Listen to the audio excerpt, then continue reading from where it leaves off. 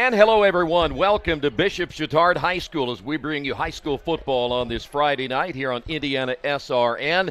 Tonight, the Trojans at 6-0, hosting the 59ers of Andrean, who come into this one at 3-3. Tonight's game being brought to you in part by the Morales Group, building better futures one story at a time. Aspen Creek Grill, why go anywhere else for delicious food? Burtner Electric, providing quality electrical services in central Indiana. Boilermaker 374, we're second to none in quality and performance. Clean Slate, inspired innovation that moves business forward.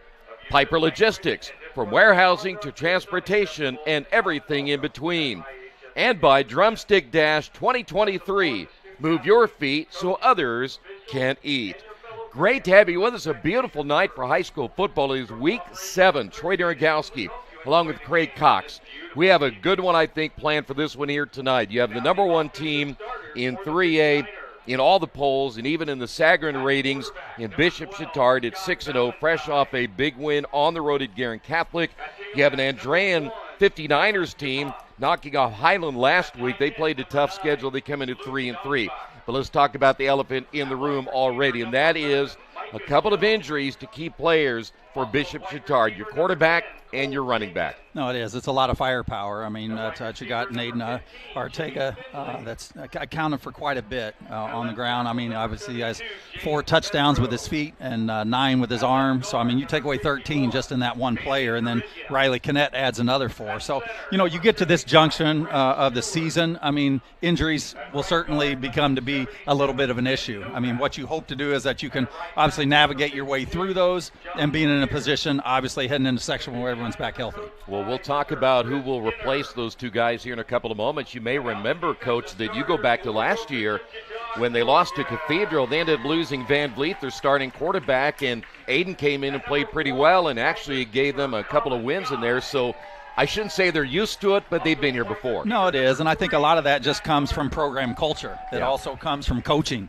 You know, having these kids prepared in the film room, on the field, knowing that their turn may come, and just to expect that and be ready for it. And I think you saw that last year with Aiden, and we'll see that, you know, certainly hopefully tonight with, we don't know exactly who, but we're thinking that it's certainly going to be Jack Harrington, but it also could be Chris Hill as well, who's had a few attempts. But, you know, again, when you get to this point of the season, you're only good, you know, as your backups. Right. And so I think from that standpoint, you know, both these programs are very storied. These coaches have a lot of parallels as well, and we'll talk through that here in the rest of our pregame segment. Well, it is homecoming tonight as well. That adds a little bit more flavor to this one here this evening. Let's talk about the 59ers. Chris Skinner, the head coach, in his 8th year. And, boy, you go over the last couple of years, really nobody better than their program, because they end up winning a state championship, losing in a state championship, and people look at their 3-3 record, but they played a pretty good schedule. Well, and that's the thing. I mean, you know, what they're playing here tonight in Chatard as a 3A program, Andrean's a 2A. This is the only 3A team that play. I mean, well, they have actually one next week, but prior to that, it's all 4 and 5As. Yeah. I mean, so don't let the 3-3 record, you know, mislead you. I mean, their first 2 games of the season were against Valpo and Maryville. Yeah. And one of those last years, and, you know, a state championship in Valpo. And, I mean, you're in a situation where you're always playing up constantly.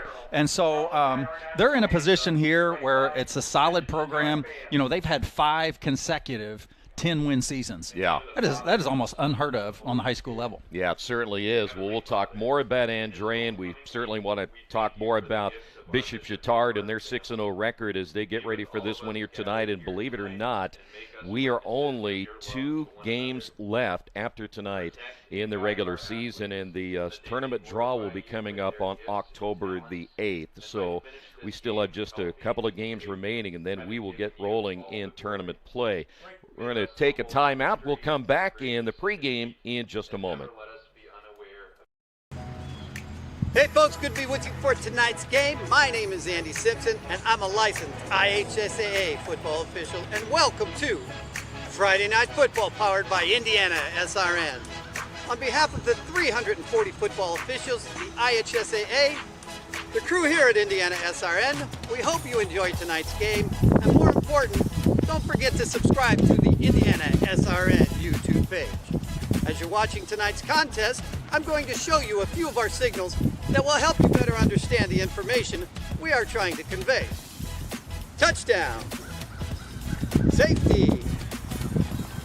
First down. Holding or illegal use of hands. Encroachment, or offsides commonly known. False start or illegal formation on the offense, or a free kick, scrimmage violation. Face mask, intentional grounding, roughing the passer, clipping, illegal shift, illegal motion, illegal block, pass interference by the offense or the defense, delay of game, and the one signal we dislike and you as fans don't like seeing, unsporting. We'd like to thank everyone for tuning in tonight and following us on IndianaSRN. You can also tune in to the Football Weekly Show and Coach's Show every Saturday morning at 8 a.m. on IndianaSRN.org. Finally, if you've ever thought about becoming an IHSAA official, www.ihsaa.org and click on the Officials tab or call the IHSAA office at 317-846-6601. Now, sit back and enjoy the game. Back here at Bishop Chatard, great to have you with us as we're heading down the backstretch of this high school football season. As we documented a little bit ago, the Trojans playing without Aiden Ortega, Riley Kinnett. Kinnett, of course, had that great game at the beginning of the year, ran over 300 yards in that contest. But you know what? They've got some guys, you said a little bit ago, that can back them up. And we're going to see Daniel Shaw, who, by the way, actually leads the team in rushing with 514 yards. So it isn't like they don't have somebody to step in for Kinnett. No, and I mean, you know, for the past several years, Chatard's been that way. Coach Doyle and his program has been kind of a running back by committee, and it's no different this year, too. And you're right, Daniel's in that area where he's leading, but not having that, you know, ace backup right there that you had, or some guys that, you know, running in and out, keeping fresh legs. They're looking to establish the clock. It will certainly be a loss, but a little bit more load for somebody else to carry. By the way, don't forget, whoever the quarterback will be, whether it be Harrington or Hill, they got some guys to throw to. You have Harrison Forrestall, the tight end, big kid at 6'4", 204. You still have Colin Guy, Ryan Keating, Jack Waybright. And you look at that offensive line, and those guys, especially with Harrison Campbell, I mean, these don't feel too sorry for Bishop Chatard yet. No, and I mean, there's nobody you can sleep on. I mean, there's nobody that's going to jump out of you and just kill you with the stats. Yeah. And that's fine because it's all about balance. Yeah. And it really keeps the defense at bay because they can't really key in and double in on someone or have a spy, if you will. So this is something that the 59ers defense is going to be in a position where they can handle not only the balance of their receiving, but handle the balanced attack that Chatard always gives you. All right, they're probably, and we've said this before with Bishop Chatard's defense, I don't know that there's four better linebackers all at one time than what you see in Tremaine, Benson, Parika, and Feeney, especially Parika and Feeney. These guys are just monsters. They are, and they got such a nose for the ball. And, you know, I'm talking to Coach, you know, over the last couple years, and certainly no different than had a game here tonight, is that they're great kids. They want to be coached. They're leaders on the field. But it's not just during game time. Yeah. It's the prep and it's the practice. And so Coach talked about that in terms of really being in positions where these guys are locked in and looking for a repeat. I mean, they're no strangers. This program has 16 state titles and 4 under Coach Doyle. And so they're no stranger for getting prepared for the postseason. There are some other big games tonight. Of course, a lot of eyes will be on Carmel and Ben Davis. And I could not believe what Ben Davis last week, 55 in the first half against Lawrence North. What in the world was happening there? No, we thought there were some misprints, but no, they got a way of putting the points and points quick. You see right there, they're the Trojans making their way. Other big games we'll keep an eye on tonight. Cathedrals at Cincinnati, LaSalle, Decatur Central at Greenwood, Delta at Pendleton Heights. Another big one, Evansville Memorial and Evansville Rights going on this evening. Also, Franklin is at Plainfield. Franklin Central is at Fishers. Garin Catholic, who lost last week to Bishop Chatard on the road at Northview. Also tonight, Cathedral is at Cincinnati, LaSalle. Lutheran is at Monrovia. Cecina will be at Triton Central. We're moments away from kickoff, Coach. Let's get the keys to this one. I'm sure it changed a little bit when you walked in here today and you find out that your quarterback and your starting running back aren't playing. But let's start with this Andrean team. They don't run the football really well, but they do throw it well. No, they do. They'll look to have some aerial attack. And again, I think the key, we talked about it too, is how well their defense is going to be able to handle the different look in short prep with a different quarterback, along with, just the areas of having to deal with their balance. So I think defensively is going to be key, and being able to establish what they want to do, and that is through the air. I think the flip side to that with Chatard, I think from a coaching perspective, whenever you have a backup coming in, I think it's so important throughout the week is to corral the mindset, of that respective player, and just say, not that you want to tell the young man this, but it's, you don't have to go out and win the game. Yeah. Just do the things necessary not to lose, right? Yeah. And so it's about managing the game, hitting your check downs, making your progressional reads, and think about just tucking the ball and running in positive yards and not getting yourself in positions. By the way, Andrean will get the football first, so we'll have to wait and see who the starting quarterback will be. If it is Jack Harrington, I was kind of watching him a little bit. He does throw a pretty good football, but the question will be, again, you're throwing into the starting lineup like this tonight, how he will respond to that as a coaching staff. Like you said, do you really kind of keep it more simple for him? He got all the reps this week, I'm sure, but do you keep it more simple? Well, I think in some respects, yes, but I think on the other side of it, you still want to go at your playbook the same way. I think that can really play huge dividends in a young man's confidence coming in. He's not totally, not subjected to this. He has almost 40 attempts through the year, so he has thrown some, but I think from a confidence standpoint, it can really mess with the psyche if too much has changed. Yeah. And so I look for Coach Doyle. He's such a mastermind when it comes to prep, and does such a great job, and I'm sure he's done that this week with guys filling in. Want to remind you this broadcast is copyrighted by IndianaSRN and the Indiana High School Athletic Association for the private use of our audience. The use of pictures, videos, and audio without the express written permission of the IHSAA is prohibited. We're going to get a look at this 59ers offense first, and again, we talk about their wide receivers, and we will a lot here tonight. When you think about Micah Jones, Cole Jenkins, Jimmy Finley, and Luke Donsbach, those are just four of the guys, and J.J. Bowles can come out of the backfield as well. It's a lot of targets to throw to, but again, when you think about Bishop Chatard defensively, not having to worry so much about the run, does that help them a little bit, or does it matter? Well, I don't think it'll play much. I mean, obviously we'll see, but I think in a lot of ways you prep and stay, to the core of what your pillars are of the program and trust those things. I think two people to watch on really certainly both sides is Holmes and Finley on the defensive eye, both these safeties. But then Finley plays both ways, and he was an all-state preseason prediction, or selection, if you will. So he's one. They're very athletic. We might note too, Coach Skinner lost 22 to graduation last year. And you might not think 22 is huge, but a program that only carries about 50 to 60 kids, you lost a third of your team. So it's an exciting one here on Kessler here for us tonight, though. Deep kick all the way into the end zone. That'll be a touchback. There is Jimmy Finley, the return man. And so, as we mentioned, the 59ers will get the football first. Keep an eye on Scott Ballantyne, 6'1", 185, a senior this year, 62%. Pass completion percentage, 1,231 yards, 8 touchdowns, and just 1 interception. And by the way, 187 yards on the ground. I don't think you'd really call him a dual threat, but he can take off and run. No, he's one that can certainly hurt you with the dual threat. And we can't stop to even start talking about it out the gate with two of their linemen, one at 300 and the other one, Troy, 360. Oh, that's big. Guys up front. So Ballantyne out of the shotgun, 4 receivers. First play from scrimmage, knocked down. There's your linebacker, Sam Feeney, steps in front of Micah Jones. Well, great read there, just kind of jumped the route. And he's one that we're going to hear a lot tonight along with Prika.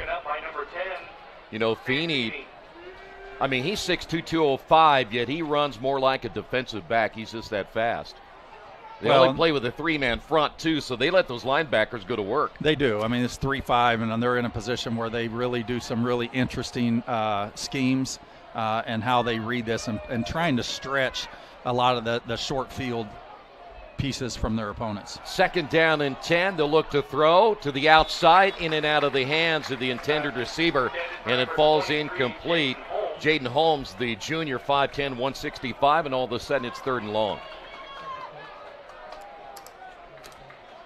Holmes this year, playing mostly backup with Finley, Jones, Jenkins, and Donsbach, who's listed as the tight end. He's been seldom used in the passing attack this year. So 3rd and long. And you'll see them in the pro-style sets all night. Coach Skinner's been with that throughout his years. Trips right, single receiver to the near side. Valentine throws the screen. Here comes the tackler from behind. Bowles made the catch, brought down immediately. And again, that just shows you the quickness of those guys up front. Ethan Evans at 6'1", 208 gets the stop. I still think they're going to have to find a way to run the football against Bishop Chatard, because you can kind of see it right there. Those quick linebackers and those DBs are just going to be hard to beat. Well, and have to be, he will actually have to be hitting a lot, Valentine that is, having to be hitting a lot of his check downs, because they're going to force you to hit those little short ones, especially with 5 backers. P.J. Cusick will punt it away. This will be a line drive kick, and it will take an Andrean bounce, but still only to the 43-yard line as Colin Guy gets away from that one. So here we go, and it appears it will be Jack Harrington, the sophomore, getting the start. We mentioned already that in the backfield, Daniel Shaw, 514 yards, averaging 4.67 yards per carry. He's 1-2 that can hit you on the A-gaps of really being a downhill runner, but certainly one has great feet, and when he hits the edge, certainly can hurt you as well. Talk about that offensive line here in a moment. Here's a quick hitter. Ball tipped and intercepted. That's Angel Torres, who got his hand on the football. They're going to say it's incomplete. That's a break there for Bishop Chatard, but Angel Torres, 3 tackles for loss, 2.5 sacks coming in. Almost got his first interception. Well, what happened there is Harrison Forstall had to end up becoming the offensive player, had to become the defensive player, because the defender certainly had that and going to the ground, and the Chatard player actually stepped in and knocked it out. Andrean showing blitz. They'll give it to Shaw. Shaw hit across the 45 near the 46-yard line. So it'll be a gain of about 3. Well, and Chatard's one that's always going to try to hit you with the run, really establish the ground game, think about chewing a lot of the clock, the possession, and then they hit you with a lot of this play action or RPOs as well. So really one that you got to really be tight and typically will pay very big dividends for them. Trips left, Harrington rolling, throws out in the flat, ball caught by Waybright. As he gets close to the sticks, they'll say he stepped out of bounds at about the 48-yard line of Andrean. Guys up front, Harrison Campbell, Andrew Troy, Charlie Wright, Matt Woods, and Jacob Artega. We've seen them open up some big holes for the running game this year, and they're very good in pass protection. 4th and 1. And the thing you'll see, too, Andrean, we talked about 2A school, teams with a smaller roster, you typically will see have a lot of guys going both ways, and sometimes all 3 with special teams. Checking the line of scrimmage there for Jack Harrington as Daniel Shaw will now set up on the left side of Harrington. And it will be Shaw on the carry. Gets the first down and more inside the 45. And a first down carry for Daniel Shaw. Well, again, that's what they want to establish, running there off the guard, really trying to get teams to stack the box and then having you bite to be able to hit you something vertical. So first down as we come up on the 10-minute mark in the opening quarter. First possession here for Bishop Chatard. If you just joined us, Aiden Artega, Riley Kinnett not playing in tonight's game because of injuries. Here's Shaw once again trying to run behind that offensive line, gets to about the 40.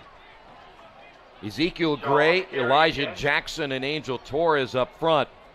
And that 3-man down lineman for the 59ers, Bowles, Donsbach, Okoye, and Dumas are your 4 linebackers, with Gavin Jones, Jaden Holmes, Jimmy Finley, and Luke Neiman, the 4 DBs.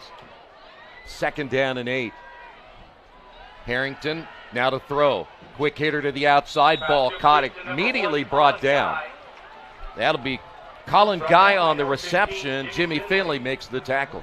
Well, it's, this early on, too, with Harrington, certainly the 3 passes he's made, doing a good job being poised in the pocket, doing a really good job of planting his feet, but more importantly, stepping into the throw. Had 3 strikes and completed all 3 of them. Couple for short, a little bit longer there, but doing a good job here so far. Here is Shaw of the left side. The cutback Across the 30, still in his feet, knocked inside the 20, hit hard from behind, holds onto the football. Nice run there again by Daniel Shaw. Well, great job by the guys up in the trenches too, creating holes, but good patience, and once he saw the crease, being able to get downhill and create that into about a 30-yard run. Linebacker J.J. Bowles on the tackle.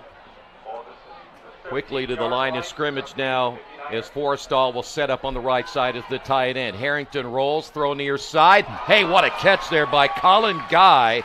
He had a DB all over him and still made the catch at the 10. Yeah, what a spectacular play there. I love getting him booting out. He's a kid that's certainly athletic, throwing on the run. Did a great job of ball placement there, keeping it away from the defender, only where his teammate could catch it. And what great job by Colin Guy is getting that into a great hands catch and the footwork to get another first down. Impressive drive so far down to the 10. They can still get a first down. Handoff, Shaw, right side, big block, runs over a defender, dives ahead, gets it in the end zone for a touchdown from 10. Well, he's saying, Mom and Dad, look, this is big boy football right here. Man. And then on the other side of that, it's like the other kid feeling the same way. But no, I mean, that's what a tough run. But on the defensive side of it, certainly a tough way to get scored on. But certainly great job by Chatard coming out on their first possession here and establishing some great presence. Albright will hold. Chapman is the kicker. We'll try to make it a 7-0 ball game here in the opening quarter. It is homecoming tonight. The kick is on the way, and it is good. 8:55 remaining, opening quarter, 7-0 Trojans. To you.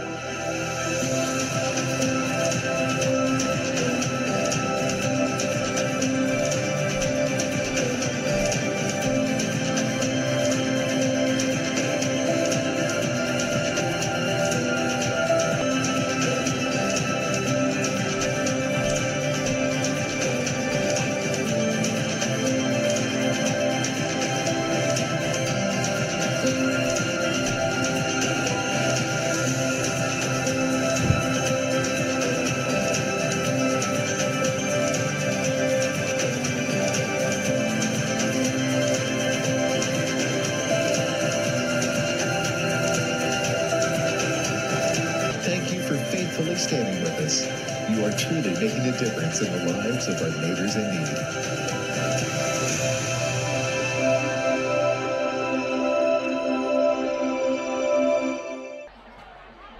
Back here, Bishop Chatard, Finley, and Jones are deep, ready to get the kickoff for the second time today from Chapman. A very impressive drive, and I'll tell you what, it looked like Harrington had been starting all year long. Good deep kick will send the return man into the end zone. It'll be 1st and 10 for Andrean. Want to remind you tonight's game brought to you in part by Officially Human. Thanks to today's officials for their dedication and hard work. Without them, we don't play. If you don't have something nice to say, don't say anything at all. Sportsmanship is everyone's job. So Scott Ballantyne, a quick 3 and out, their first time, will march his offense back out on the field once again. You were talking about some big fellas up front, and one of them is Ben Novak, only a sophomore, 6'6", 300. Brent Stewart is the center, 6'4", 360. So there's plenty of beef up front to help Ballantyne in pass protection. First down and 10.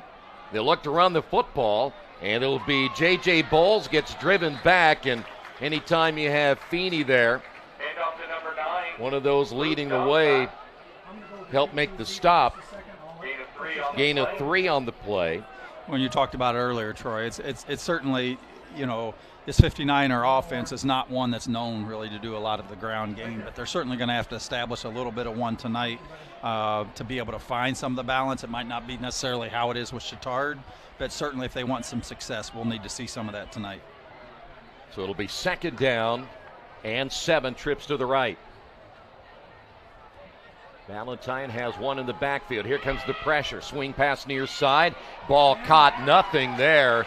Swarmed quickly. That was Luke Donsbach, who was set up in the backfield. One of those there. going to say Woods in on the stop. It looked like Hostetler was there as well for Bishop Chatard. It's going to be 3rd and long. Second time they've had 3rd and long. Well, it's one thing there, too. The play call's not that bad, but when you throw a high hanger like that just stays in the air that long, a team like Chatard is going to pursue that and really going to get you minimal gain. Near side, 2 receivers will split him even each way. Hash mark left. Valentine once again out of the shotgun. Only a 3-man rush. Throws over the middle and overthrows Micah Jones on the year. Jones, 28 receptions, 268 yards, and 3 scores, but Valentine way off the mark. Well, it's one of those things. If he just would have waited just a split second longer, he certainly had him as a seam route, just overthrew him just a bit. But guy certainly created some great separation at the line of scrimmage. Cusick will come in and punt. His last punt was a line drive punt and really gave Bishop Chatard excellent field position, and it appears, unless he gets a boomer here, Bishop Chatard will have excellent position again, and this is going to be a wobbly punt and a short punt, and it's going to take a Trojan bounce. You want to jump on that if you're Andrean, and they will. But that, by the way, at the 37-yard line, let's take a look at that touchdown. It's just a very power game right here, hitting the gap, and then there's the power game right there. Great job with the young man, too, stretching. Then takes a good, nice hit from his lineman, too. It's like, welcome for scoring a touchdown, right? No, great power run there and really setting the tone. I saw Matt Woods pulling out to the right, and he laid a nice block on the outside to help free Shaw for the touchdown. So short field to play with 1st and 10 at the 37-yard line. Forrestall looks to reset. A flag is down, and I believe that's going to go against Bishop Chatard, and there's your first penalty of the night. This is an Andrean defense that their first 2 games they gave up a combined 95, and you mentioned that earlier, 2 5A schools in Maryville and Valpo.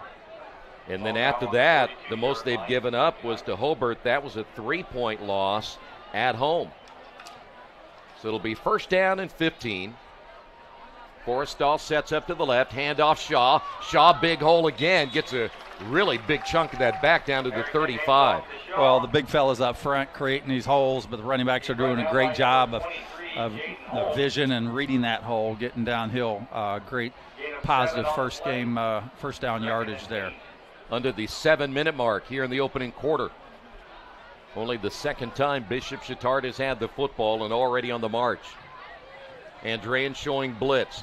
Shaw, 35, breaks a tackle, 30, still on his feet. There's a flag down. It's probably going to be a hold. He got inside the 20, but I think we'll bring it back, and we will. That's almost automatic when you see that flag thrown right there. Yeah, great job of establishing themselves, getting outside. A lot of times when you get that on the edge and you're kind of running the stretch, if you will, guys typically will get that. See Sam Feeney coming out of the lineup. That'll bring Barraza in to the lineup now offensively for Bishop Chatard. I'm not sure who they got. They don't tell us in high school football who was guilty of the holding penalty. They're going to say Andrew Troy. Well, it can't be him. He's got a good last name. It had to have been somebody else. His name wasn't Keith, was it? That's all Keith did when he played football was hold. So let's call it now 2nd down and about 12. Harrington to throw. Ball caught. Way Bright looking for running room. Might have gotten to the 37-yard line. Got about 2 yards on that, and it's going to be 2nd down. Yeah, play was designed really well, but his blockers kind of got overextended there, and when he caught it and turned upfield, just didn't have him there. Correct myself, it'll be 3rd down and 10. I mentioned Barraza. We've seen him have some big games, and earlier this year, guy you don't talk much about when you got Waybright, Keating, Colin Guy, and Forstall, but he's had some big games. So 3rd down, handoff Shaw, left side, 30, still on his feet, and I think he got the 1st down. Really, you can tell they're ready to establish this, but this is the thing. You've already seen 4 really good passes to this point by Harrington, so it's one you got to guard, but they're clearly trying to establish the ground game here. When the starters listed for Andrean up front, 265, 185, and 195, they're not really big. But you look at Campbell at 315, and of course Charlie Wright at 262. As Harrington over the middle, ball's going to be caught. That Forstall using speed to the outside, fumbles it out of bounds, but he'll get to about the 21-yard line. Well, you talk about the line and sometimes maybe being a little bit smaller, and a lot with that. You coach what you get, but then you're coaching technique and using just athleticism and speed with that. So the big guys certainly can not only be big, be a little intimidating, but sometimes a little tougher to move, and that's one thing what you have with Chatard's line. And handoff and almost fumbled the football. That was Scott Semler. Semler, a backup listed tight end linebacker, getting the call this time, and Semler coming out of the lineup rather quickly. Shaw's back in. Yeah, shaking his head as well, but did a great job of really focusing and maintaining control of that and juggling it and never letting it hit the ground. So it'll be 3rd down and 5. We've gotten into the 4:45 mark here in the opening quarter. Bishop Chatard trying to take a 14-0 lead. Harrington late throw, ball caught inside the 15. That's going to be Forstall, his tight end. And that'll be a 1st down. Well, we talked about this in the pregame segment. Again, you don't have to make all these special plays, and you can see outside of the one that he threw with a little bit to a guy over here on the sideline, but everything else has kind of been 5 to 8 yards, and that's what you want. You're maintaining the ball possession and the clock moving. So here is Shaw. Nice hole up the middle. Inside the 5, dives ahead, but he's going to be down at about the 1. Good effort, though, stretching out to try to get that ball across the goal line. Yeah, great effort there. Certainly some things that the 59ers are going to have to be careful. You don't necessarily want to say you want to stack the box, because Harrington's one, and some of these receivers can hurt you on the outsides as well, but certainly going to have to be some things where they're stacking a little bit more here in the box to be able to try to neutralize this running game. Brent Stewart at 360 now, the nose guard, trying to get some beef up front against this running attack. Here's Shaw, he got hit immediately and dropped. That was Ezekiel Gray, the defensive end, to make the stop. They might have to use those guys up front a little bit more than they want to. Yeah, no, it's like we said earlier, a lot of these guys are going two ways and sometimes 3, and sometimes with smaller programs you end up getting quite gassed. Yeah. By the 3rd quarter, but certainly going to have to do what it takes here, and they're going to be needed and called upon against this Trojan offense. Here's 2nd down. It's going to be Shaw again, gets hit, and big 75. We just mentioned him a little bit ago. Brent Stewart, and he makes the stop and paying immediate dividends on defense. Yeah, I mean, you're literally on the foot-yard line. Shaw's hurt too, by the way. You take your quarterback under center here and just fall forward. I was always not a big fan of you're this close to the line and handing it off 5 yards deep, and you're literally asking your guy to get 5-6 yards to get 1 foot. Yeah. Bridenstine is in, so he'll be in for the injured Daniel Shaw. If they lose Shaw, they lose number 1 and number 2. So it'll be Bridenstine who'll get the call and get in the end zone from 1 yard out, and it's now 13-0. Great opportunity this young man. He's probably 2nd, maybe even 3rd string, and getting a touchdown for him, the program, and his family here in the 1st quarter. So great job here by the Trojan offense again, getting their 2nd score. It just shows you what you said earlier. You're only really as good as your 2nd unit sometimes, and they've come in and produced. Oh, they have, and again, but a lot of that starts with coaching. I mean, these kids believe always within themselves what they can do, but obviously you step from that white line to the green part of the field. Sometimes it can get a little bit different, if you haven't been in there as much and getting some of those first reps. But the thing about it is it comes back to coaching. All right, we'll take a timeout. 14-0 Bishop Chatard. We really focus on modern application development, DevOps, so automating the whole process of delivering your solution, and cloud architecture. It's very important for mid to large companies to have cloud partners, because you can't possibly have all the talent you need. to address the complex ecosystem of the cloud. We advise them on all parts of their business. And then when things are defined and we see a clear goal, Clean Slate also then goes and does the work. We have a team that is very passionate about what they do. We love to solve complex problems, and there's a lot of companies out there that will avoid, getting involved in those things, and I think that's why clients like to work with us.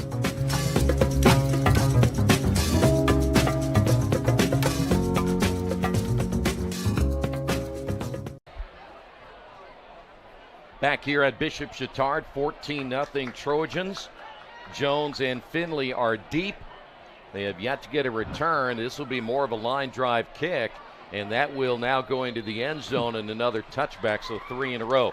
So now, Andrean in the hole. They make that 2.5-hour bus ride to get down here for this matchup here tonight. Got to get that offense rolling here, and Ballantyne is just so far unable to get that passing attack going, and they haven't been able to run the football in their first 2 possessions. Well, and the first 2, he's had a bunch of pocket presence too. I mean, I'd like to maybe see if they start to maybe get him out of the pocket, get some different abilities to read, and if not, being able to utilize his feet. But he certainly has 2 in Holmes and Finley that can make plays and very athletic. By the way, this is a team that's only averaging, in fact, under 50 yards rushing per game, so running the football is something they haven't been able to do yet this year consistently. It'll be 1st down and 10, and a hit immediately in the backfield. Big number 65, Matt Woods. It was almost like he was unblocked.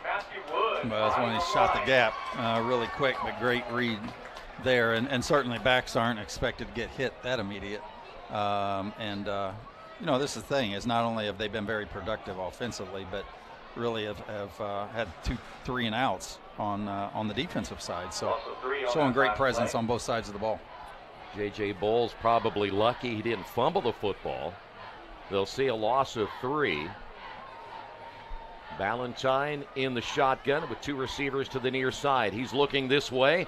Now we'll tuck it under and run it. Not much there. A flag is down, and that generally is also near the area of a hold. Yep. Wait for the official to let us know. Yep. Holding called against the 59er. So now do you go ahead and decline it? It'll become 3rd. You're probably 3rd and 12 if you do. And you see the official Looks say like it is what declined. they're gonna do. Penalty decline. So you're still looking at 3rd and long. They'll have to get to the 30 for the 1st down. Trips near side now for Scott Ballantyne and Andrean trying to get this offense going. They have yet to get even close to the 50-yard line. This is their 3rd possession. Ballantyne, 1 in the backfield, and a flag flies, and that's going to go against Andrean, and another 5 yards added to the 3rd down. Full start called against the 59er. Looked like it was the right guard, 52. Looked like Will Calvert. Will flinch, and that's all it takes. Especially when you get a bunch of blue shirts, pointing at you, right? Yep. Well, and you're trying to get a little head start because those guys up front for Bishop Chatard have been so quick, just like what we saw with Matt Woods getting in the backfield. They have, and it's been as much as the linebackers with the reads as it has been the linemen. Finley and Jones, the 2 receivers to the far side. And we have stoppage of play again. Looks like maybe one of the receivers there, Micah Jones, is having an equipment problem. I've noticed in football anymore that the players' shorts, the pants they wear, all the shorts are up above the knee now. Yeah. So, yeah. Well, you know where that is, though. It's TV, right? That's what they see college. You can't get away with it in the league. Yeah. But college, yeah. And you'll see a lot of them nowadays not even wearing the thigh pads. That's right. At some of the skilled positions. Not a running back, but. Ballantyne will throw. Intercepted down the sideline. It could be a pick 6, and it is. How about that? Ryan Keating. And it's 20-0. Well, certainly some communication issues there. Certainly had his receiver, but the receiver wasn't looking. We do have a flag on the play. Oh, it's going to be holding against Bishop Chatard. take away the 6 points and the interception. Oh, my. Yeah, tough for the team, tough for the young man. Don't get a whole lot of opportunities as we see the replay here. But again, has receiver, and receiver wasn't even looking, so it was really a gift. Didn't quite see the hold, but does not matter because the stripes did. And as you would expect, the home crowd doesn't like that call. Well, they never like that. No. Especially, even when it doesn't result in a score, right? Well, you know, when you're out there, you only get 50% of them happy at any one time anyway. So yeah, it's such a tough position to be in always as official. They do a great job. And they will let the Trojans know who the penalty was on. So instead of a pick six, Andrean will have the football 3rd down and about 7 or 8. So the 59ers still alive. Valentine had thrown just 1 interception coming in. He'll roll to his right, throws again, and boy, how about the hit right at the sticks. Ryan Kading said, you know what? I didn't get the pick six, but I sure laid on a big hit right there. Yeah, still taking it out there on the other player, but great footwork that you had there by the 59er receiver. Couldn't quite make out who that was. Couldn't tell if it was Jenkins 10, but nonetheless, it's what this 59er offense needed, and that's a first down. Move some chains. How he held on, I'm not sure. But a first down, in fact, their first down here in the opening period of play. So what a change of events after a possible pick six, and now Andrean. Can they keep this drive going? Valentine now will run it himself.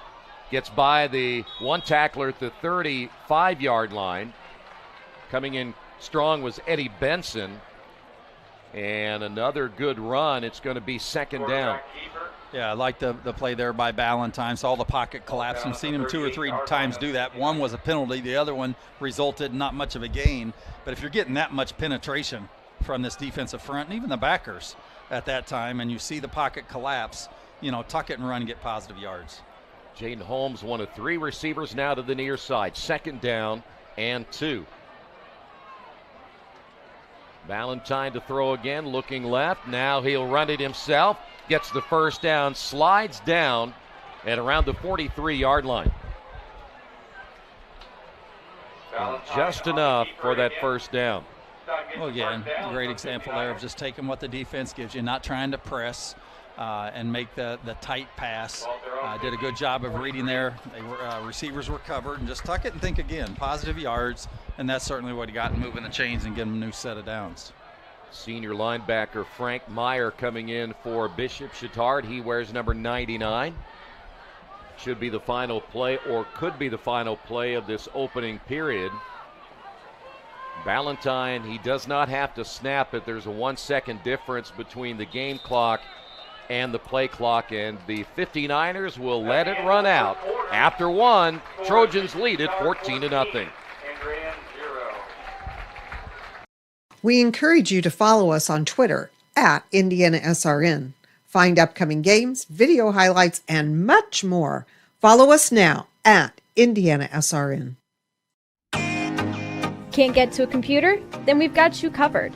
Just go to the IndianaSRN app and stay up to date with all of your favorite teams. You can watch live coverage or relive the experience with our on-demand service.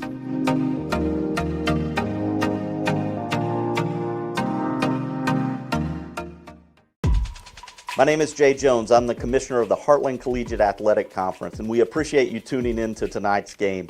We hope you'll stay tuned to SRN for tomorrow's Heartland Conference Game of the Week, showcasing some of the best small college football in the Midwest. We look forward to seeing you then. Tonight's game brought to you in part by Tam's Sweet and Savory Cafe. Hey, if you're looking for a great place for great food for breakfast or lunch, make sure you check out Tam's Sweet and Savory Cafe. They also specialize in baked goods, and they have daily specials. They're open Wednesday through Sunday, 8 until 2. Tam's Sweet and Savory Cafe, located at 6427 Oaklandon Road, Indianapolis. Ready for period number 2. But before we get started, the class of, what was that, 50 years ago, 1970? 73. That's right. Have us do some Wow. math. No kidding. They were not off the field yet. You don't want anybody hurt, so the official said, hold on a second. They don't move as fast. I was getting as ready they to used say, come on, that with 50 years, you're going to have to give them a little bit more time, right? So here we go, period number 2, Ballantyne. First down and 10 at the 43. Long snap count. They'll look to run the football. This time, nothing for J.J. Bowles. He got hit immediately, and one of those in there was Frank Meyer, number 99. Well, they're just not giving much on these A gaps. Anything up the middle, they certainly have handled really well.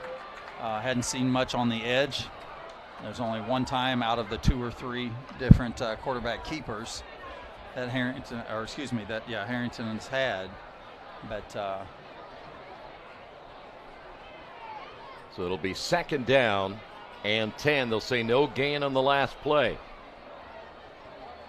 They'll fake the handoff. Harrington, ball caught 50, still on his feet 45, and then brought down, first down. It appeared first like that might be a horse collar, but it must have just been the side of the shoulder pad, but it was just the way that he went down. But great read there. Get a little dig route. Great job there. And you want to get that as far as some balance, or not balance, but in the plays where you're hitting these check downs and getting new sets of downs. Logan Urbaniak, a sophomore, his 14th reception of the season. So it'll be first down and 10. And Andrean gets across the 50 for the first time here in tonight's game. Here comes the rush. Ballantyne runs it again, slides after a gain of about 3.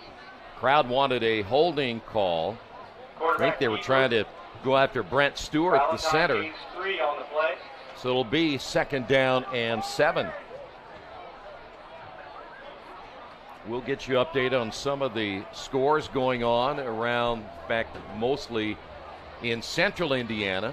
We'll check some of those other scores out if we get an opportunity.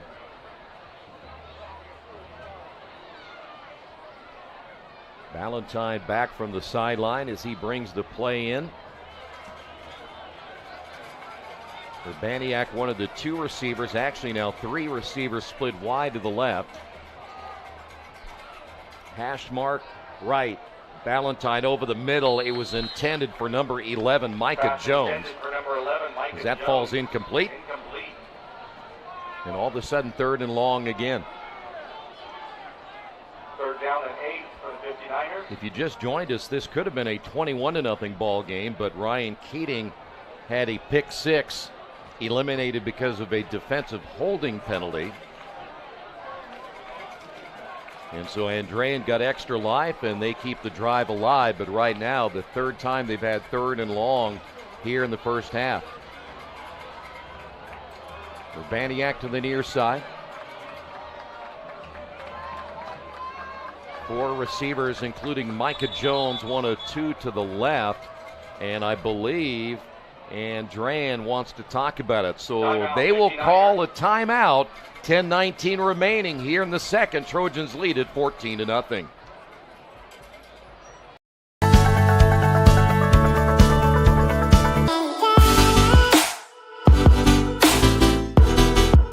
Aspen Creek Grill, we are a from-scratch concept with comfort fresh food. You can expect a world-class experience on a great budget. We've got incredible specials, great service. Today's dish that we're going to highlight is going to be our Aspen Blue Sirloin. It is, again, our premium Black Angus certified beef, and we top that with a blue cheese crust. Again, everything that we do here is made from scratch, and it's no different from our steaks. We hand cut all our steaks in-house. So our team back there is just an incredible team. Everything that they do, they take so much pride in. They put a little bit of themselves into everything that they do over here, especially since it is a made from scratch concept. We want everybody to come, visit us, enjoy some great food with some great service. Bring your friends, bring your family, come have some great food, have a great time with us with some of the best comfort scratch food.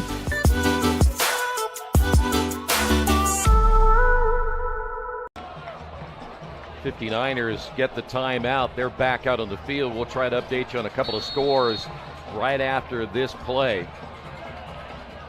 3rd down and long. They have to get to the 34-yard line. Valentine has one setback, 4 receivers, hash mark right.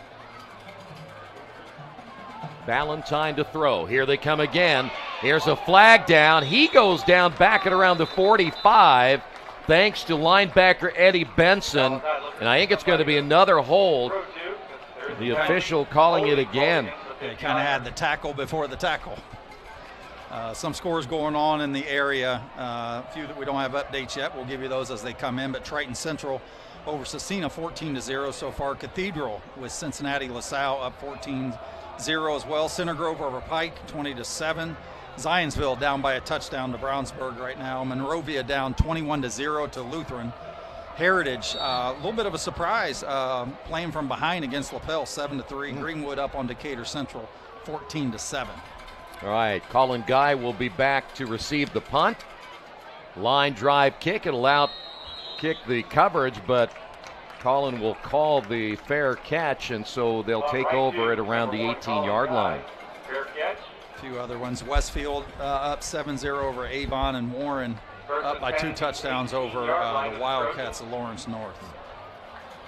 Boy, Lawrence North is thinking, wait a minute, we gave up 55 in the first half last week, and you're down already 14-0 this week. So Harrington in the offense, back out on the field. By the way, Daniel Shaw is in the lineup. Forstall, though, is lined up as a fullback. Shaw gets the call, right side, big hole, across the 30, out to around the 32-yard line. Not only is he back, but he's back, right? Yeah. I mean, getting first down yardage on first down. So he gets 13. He's down again, though, so whatever it was that was hindering him when he came out the first time, it's maybe the same. I can't tell if they're stretching him. Yeah, it looks like maybe a cramp. Yeah, he ran so hard he just cramped up. They certainly take that over something that's more severe. So I guess if you're going to get the injuries, get them out of the way here now, right? Before, 2 weeks, 3 weeks, we start the playoffs. Yeah, I know we say it probably every year, how the season always goes so fast. And, here we're in week 7 and got 2 more weeks to go. You got sectional draw coming up in about a week and a half or so. And so I'll tell you, just kudos, though, again, to the opportunities that IHSAA continues to give these schools and certainly all these coaches and schools themselves, athletic directors, and each night is such a special night, I'll tell you. And this place here on Kessler and Keystone is certainly not exempt to it. Chatard and their athletic program do a phenomenal job. It's always a great atmosphere hours before the game, and the tailgating and the parent club, and just a great setup, and do a great job of their facilities. And all the kids you see here as well. They'll fake the handoff, rolling, throwing, and incomplete. Intended for Barraza at about the 44-yard line. Pass intended for number 7. So it'll be second down. Well, there's probably, for a high school setting, there's no better one than this one. When you think about, like you said, the tailgate and all the things that are going on, you feel like you're more like at a college than you do a high school. Yeah, it is. I mean, it's such a close-knit community, and you expect that with a fee-based school. But I'll tell you, they do it the right way. And I'll tell you, 5-6 years ago, this ball caught here on the near side, and looks like it may be a second effort could get him the first down. On the reception, Bridenstine.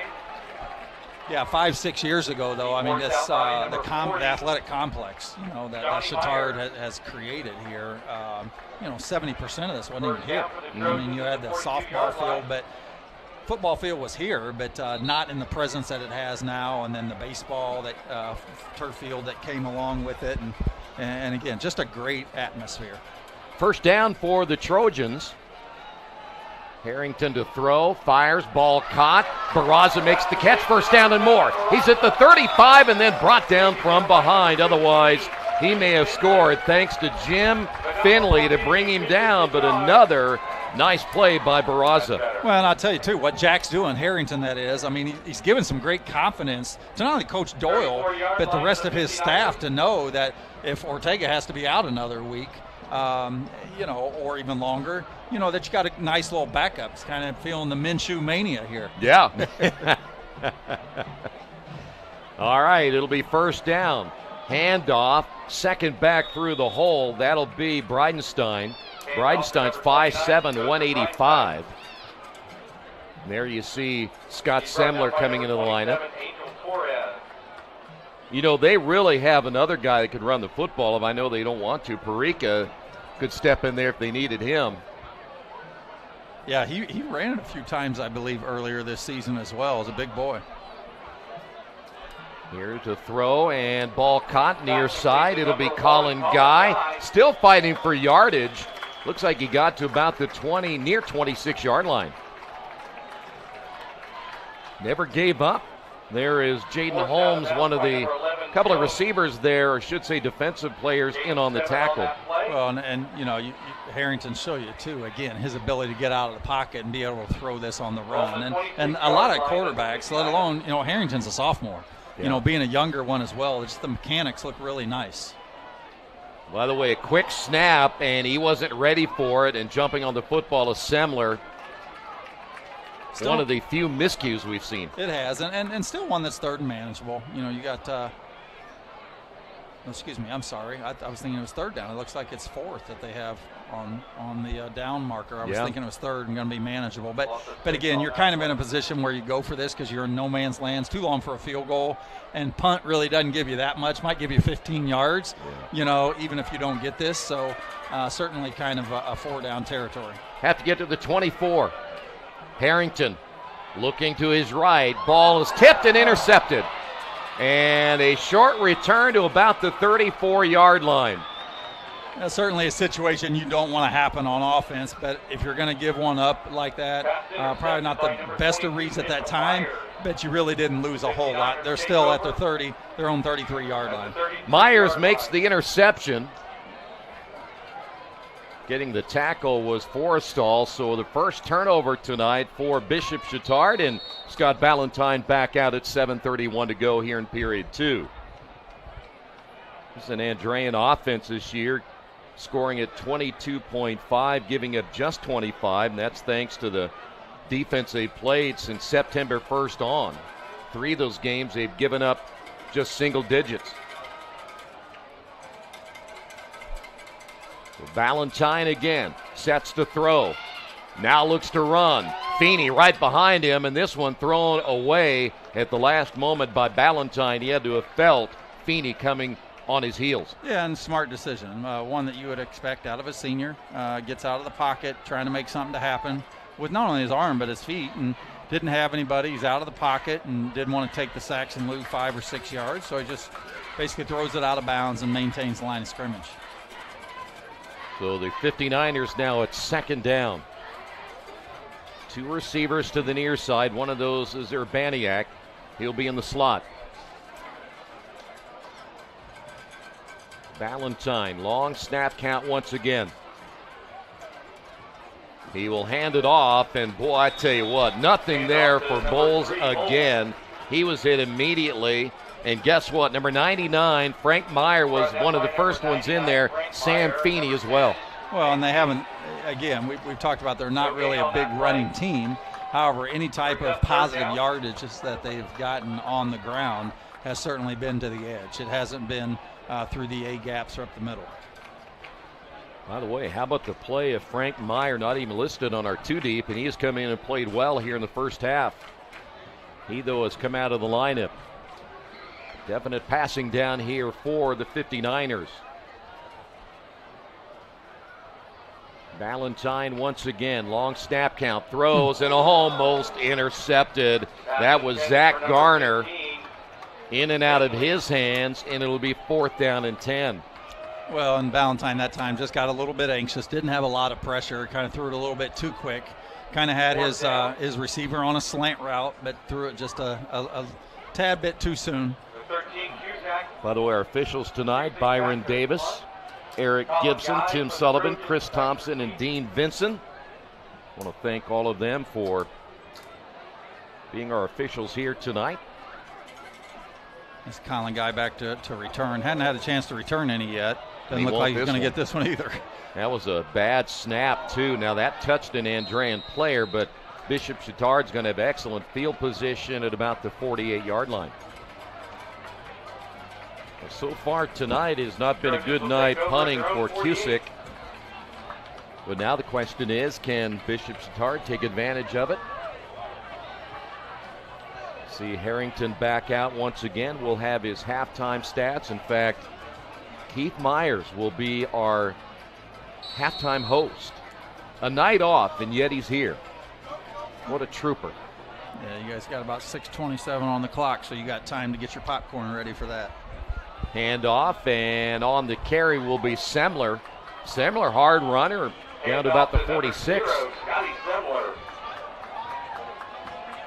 Brought down by number 5, Elijah Jackson. See Jackson on the tackle. Elijah playing a little defensive end here tonight at 6'4", 185.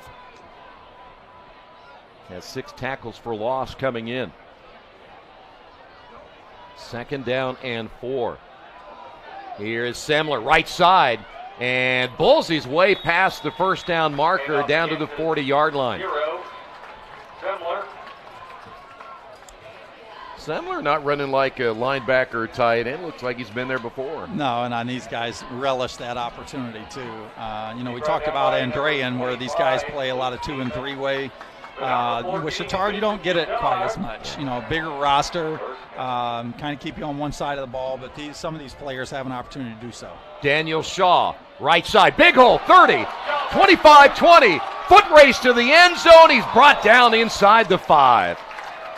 He's down again, grabbing his calf. Hopefully that's all it is, once again with cramps, but this is his 3rd time down tonight, and one, you got to probably start evaluating. I know the kid never wants to come out, and nor am I saying he should by any means, but being the 3rd time down, if it's the same type of thing, you got to try to wonder how much you kind of push this before it comes something bigger, especially when they've shown some other abilities with a few other backs. But hopefully that's all it is once again. Well, there I can see him right now. They are looking at that left calf area. Yeah.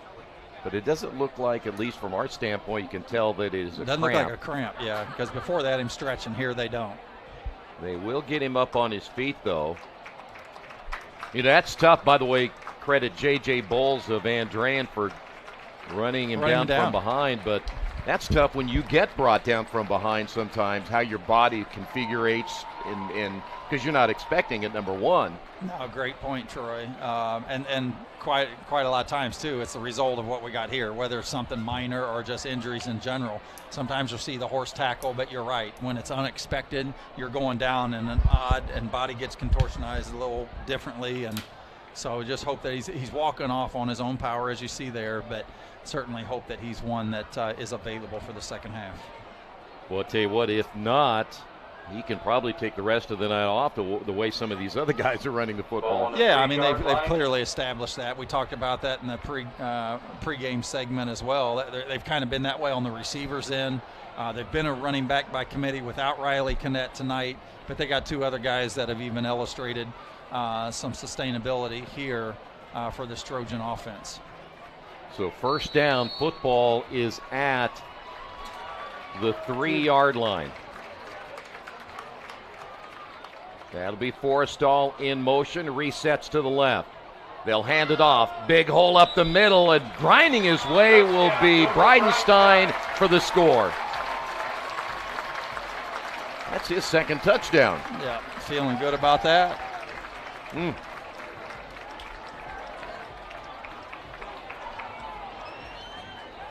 So 20-0 Trojans. Jasper Chapman back in for the extra point.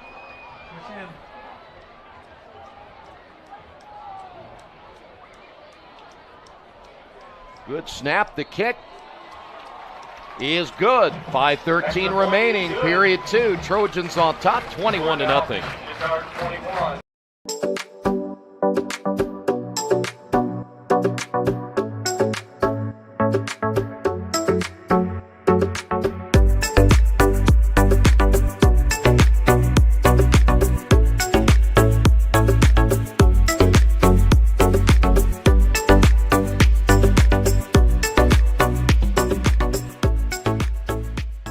We need your help so the youth of our community can develop advanced leadership skills. We need your help giving high school administrators and coaches the instruction and insight they need to be better role models and teachers. To learn more or to make a tax-deductible contribution, go to IHSAAfoundation.org. You'll not only be contributing to the foundation of the IHSAA, you'll be contributing to the foundation of our community.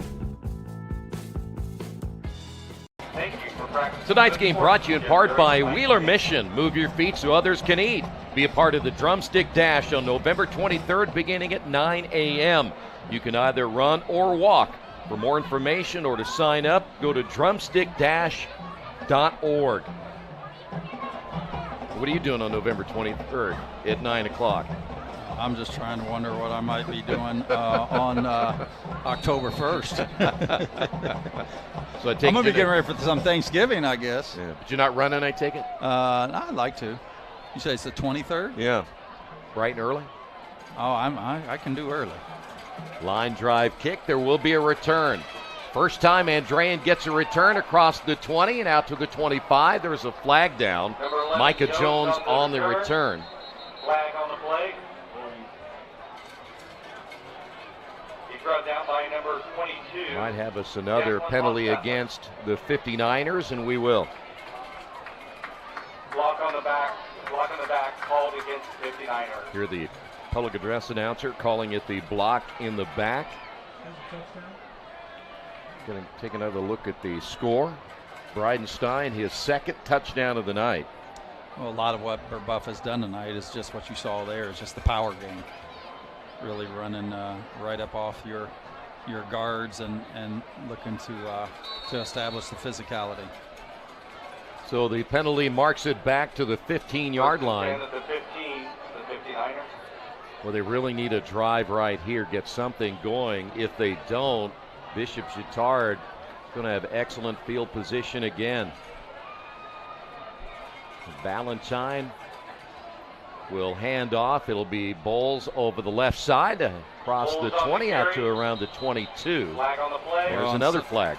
Unfortunately, some of the most positive yards that they've had tonight, certainly on the ground. See if this what the call is. Now, the way that some of the Andrean players were reacting, it will be against Bishop Chatard. It is a face mask. So that'll put the football just shy of the 28-yard line. First down to 28. Next week, Andrean will be hosting Hanover Central. This Bishop Chatard team will take on Shortridge and finish out against Cincinnati Elder on October 13th. By then, we'll already know first round of the sectional. They'll fake the handoff, quick hitter out on the flat. Ball's going to be caught. On the reception is Micah Jones. Pass complete to number 11. Gain of about 3. He gained 3 on that play. As we mentioned earlier, it is homecoming. I saw they had the class of 73, the class of 78 here tonight. Those guys are well before our time. In our halftime show with Keith Myers, he'll be able to share what class he was. I don't think they can go back that far. They don't go back that far? No. He's going to bring his BLT, though. Yeah, he will. Second down and 7. Valentine to throw again, and out of the reach of his intended receiver. Looked like Jimmy Finley.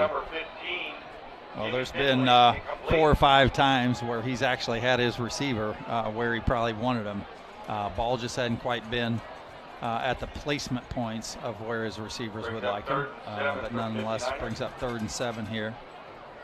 Really important for them to try to get some type of drive going. You got to do that right here by extending these set of downs here and getting these 7 to pick it up with only almost pushing 3.5 to go before half. And by the way, Trojans get the football to begin the 3rd quarter.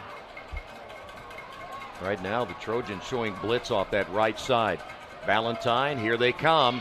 And Valentine on the run for his life. Completes the pass to the near side. And a big-time hit by Ryan Keating. But they got the first down in the reception. Nice play by Jaden Holmes. And what a play, though, by Scott Ballantyne just to get out of pressure. Yeah, what great effort there in order to pick that up. And certainly for Ballantyne, he make it happen, getting a lot of under duress, if you will. Andrean, after winning a state championship in 2021, beat Evansville Mater Dei, and then last year went back to the state championship and lost to Mater Dei 20-10. Trips left, hash mark right. Ballantyne looking left, now rolls right. Here comes the pressure, and he just throws it away. Great catch on the sidelines, though, by Cade Ricard. Want to keep that ball. Yeah, he should. Yeah, you know, you were talking, Troy, just about the last 2 years of success that Coach Skinner and the 59ers have had with two back-to-back trips down to Lucas Oil. But the stretch goes back. I mean, you know, he's in his 8th year, over 70% winning percentage. But this is 5 years straight going into this year that they've had 10 wins. I mean, the season's only 9. Yeah. But when you have the type of postseason success, those wins are going to help as well. It's done a great job with the program. So it'll be 2nd down and 10. Ballantyne out of the shotgun. Ballantyne now tucks it under, and he's going to go down. Looks like big number 65, Matt Woods again. Now Woods, about 208, plays that nose tackle position, but Evans is 208, Woods is 208, and Ross at 233. Not big, but very quick. Well, another thing, too, is just grit. I mean, you know, there's just great resilience within these kids, just hard-nosed. You know, there's something to say about many of these kids that come to Chatard. They've came through the parochial feeder systems. You're talking about the parochial and the CYO football at age, 6 and 7. And a lot of these kids have been together for so long. They're just really hard-nosed kids. Ballantyne again, 3rd and long. Fires in the air and overthrows the receiver, but he had to get rid of it because he had big 99, Frank Meyer, coming after him pretty quick. And how about Meyer, another nice performance on that defensive line. And shot the blitz, too. Sent 2 linebackers on a Mike blitz. And it was something he just didn't have time. Had to hurry it and throw it probably a little sooner than he wanted to. We talked about last time where Guy hasn't had a chance to return any, Colin that is. Very athletic kid, very sport kid that will actually really create a lot of havoc and problems returning the ball if given the opportunity. Better snap this time. And a better kick as well, driving Colin back inside the 30, and he'll down it very close to the 29-yard line. Tonight's game brought to you in part by Boilermaker Local 374. Boilermaker Local 374 can offer you a career as an iron shipbuilder, blacksmith, or even a general helper. For more information, contact the International Brotherhood of Boilermakers at 219-845-1065. And then don't forget also, Anderson, Rose Hallman, coming up this weekend, as that is out of the reach of the intended receiver, Bridenstine. Stops the clock at 2:06. We also have football tomorrow. Franklin will be home. They'll take on Bluffton. Keith Myers and yours truly will be there for that one. 2nd down and 10. 4 wideouts now for Harrington. Harrington takes a big shot, goes down back near the 20-yard line. Always a tough one to get to because you're blindsided. You don't see that coming. They're almost breathing on you. But great job on the edge of getting that here. We see the replay of it. Just went unblocked, and it's almost lights out, and your eyes are getting big if you're that DN. Elijah Jackson, 6'4", 185. 3rd down and 17. Handoff, big hole up the middle, and there's Bridenstine again out to around the 35. Stays on his feet, but he said he wasn't down. But he did the right thing. He didn't hear a whistle, so he kept going. And interesting enough, when he kept going is when they blew the whistle. But there was no whistle at the beginning. I don't think he was down. He landed on top of the defender. Well, the play's called dead now, so they got to call Myers it. says his arm hit the turf. I didn't see that. We need to check Keith's glasses. Can we take another? Here it is. Take another look at it.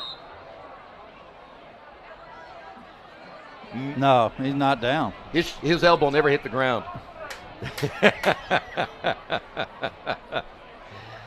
I mean, you know, I like that the officials are getting together to talk, but at this point they blew the whistle later, so it's kind of a dead ball. They can't go back and replace it. So his hand hit the turf. He is down. Hand can hit the turf. Coach says he's down. Yeah. I don't think the officials agree with him either. Look. Well, we got a 6-man crew tonight. We got 6. We got booth reviews. So Keith's up here in the booth. He sent it down. He saw it. So that's what they're calling now. So that's what happens. Now they're going over to talk with the head coach for Andrean. You know, they're not telling Scott. You know, at this point, we're gonna give him 6 points. Yes, right. Yeah, I mean, they got to play it. Eventually, the whistle was blown, so the ball's dead. And at the point of that, looks like the ball will be placed at the 36-yard line.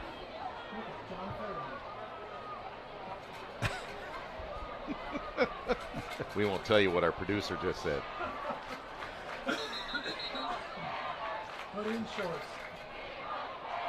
So Andrean, though, they're going to call a timeout right here.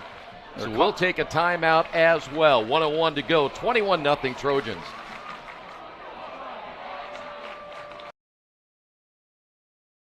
At Morales Group Staffing, we are all about building better futures. And during these times, we are working hard to put people to work. We are now hiring for hundreds of jobs with pay up to $17 an hour. Visit our website at moralesgroup.net or text JOBS, JOBS, to 317-472-7600 to apply now and get hired today. We encourage you to subscribe to our YouTube channel, IndianaSRN. Hit the bell to get notifications for upcoming games and more. Watch as many games as you want, as many times as you want. I thought I saw his elbow down. It was his hand. His hand is good. His hand can't be down. We're back here at Bishop Chatard, so there is some discussion. So what we're looking at, though, is an inadvertent whistle. And so the ball is down at the 35. They added 28 seconds on the clock, and now it's 4th down. Sounds good enough to me. No argument here, huh? Well, we tried to give the headset. We were trying to get Coach an opportunity to relay down to the lead official, Donnie, in terms of what he saw in the booth, but they said that wasn't allowed. All right, so it's going to be 4th down. After the timeout by Andrean, you see Harrington checking at the line of scrimmage. Stack trips to the right, and they'll hand it off, and that'll be Bridenstine again, and he got the 1st down. Well, a bold call, too, right before the half. You're 4th and 5 on your own 35. You actually, if you don't get that, you're probably giving Andrean, well, you're not only giving him the ball, but you're probably giving him the best field position they've had all night. Yeah, exactly. Great confidence on your guys up front. Harrington to throw over the middle. Ball will be caught to midfield. That'll be Forstall on the reception. That'll be a gain of 7. Still a minute 13 to go. Hurry up offense. Andrean had to get one guy off. Rolling. Harrington throwing. Sideline and in and out of the hands of his intended receiver.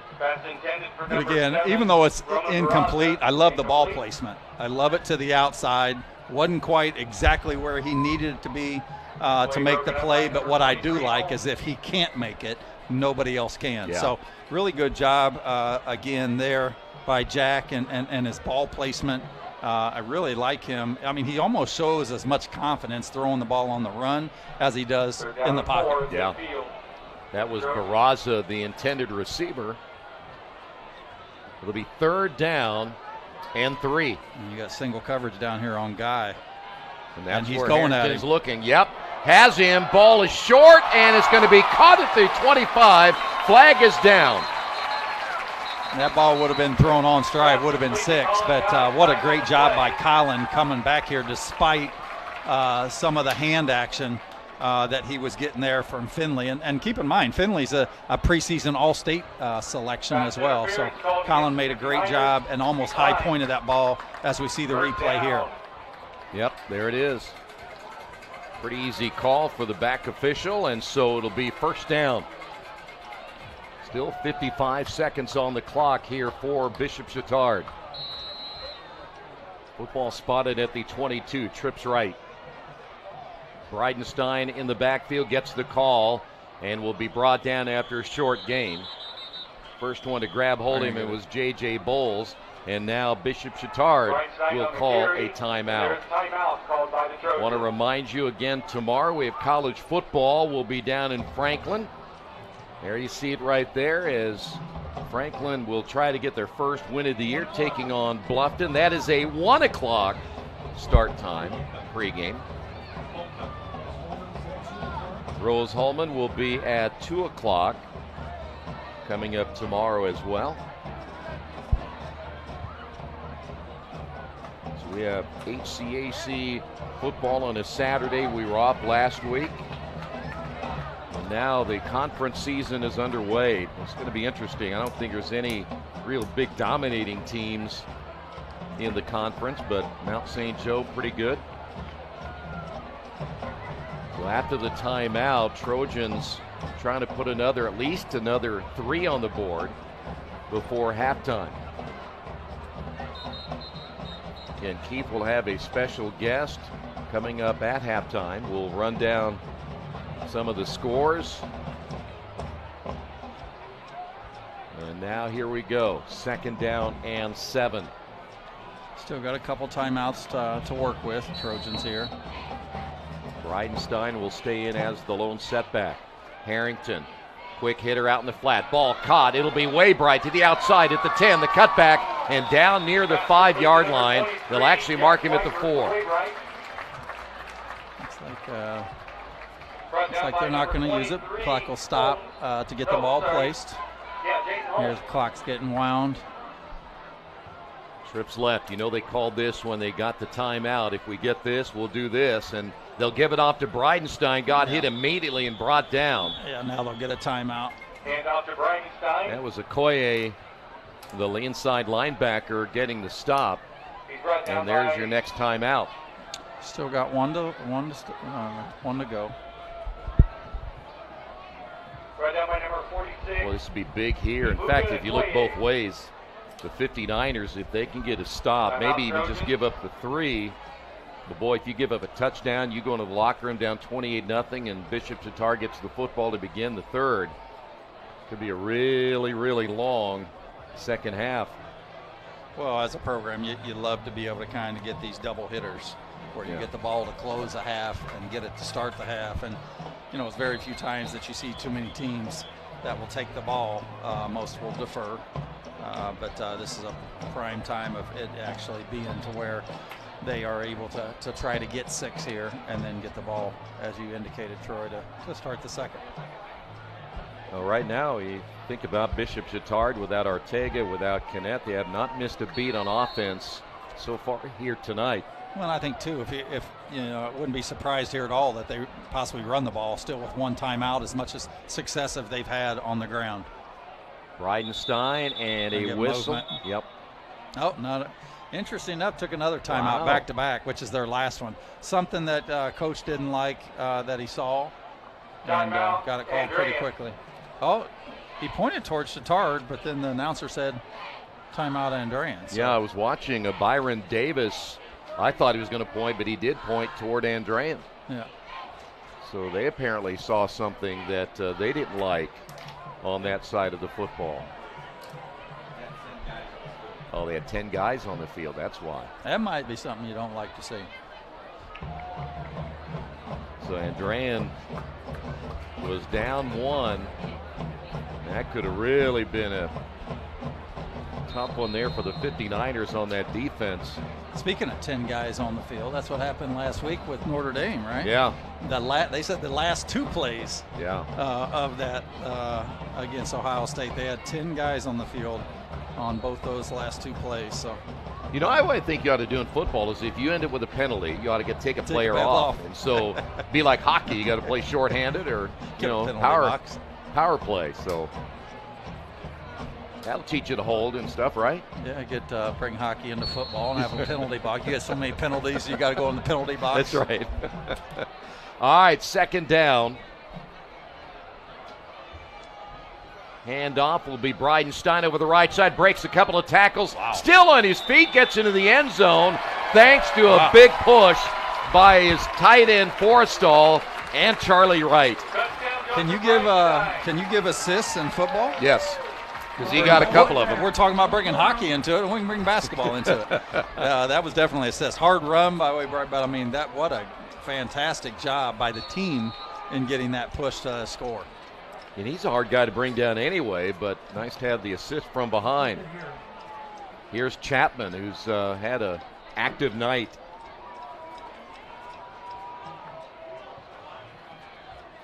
Good kick, and 28-0 with 24 seconds remaining. Gotta love the kicker's number, don't you? 68. Yeah. I like that. You get another look here on the touchdown run.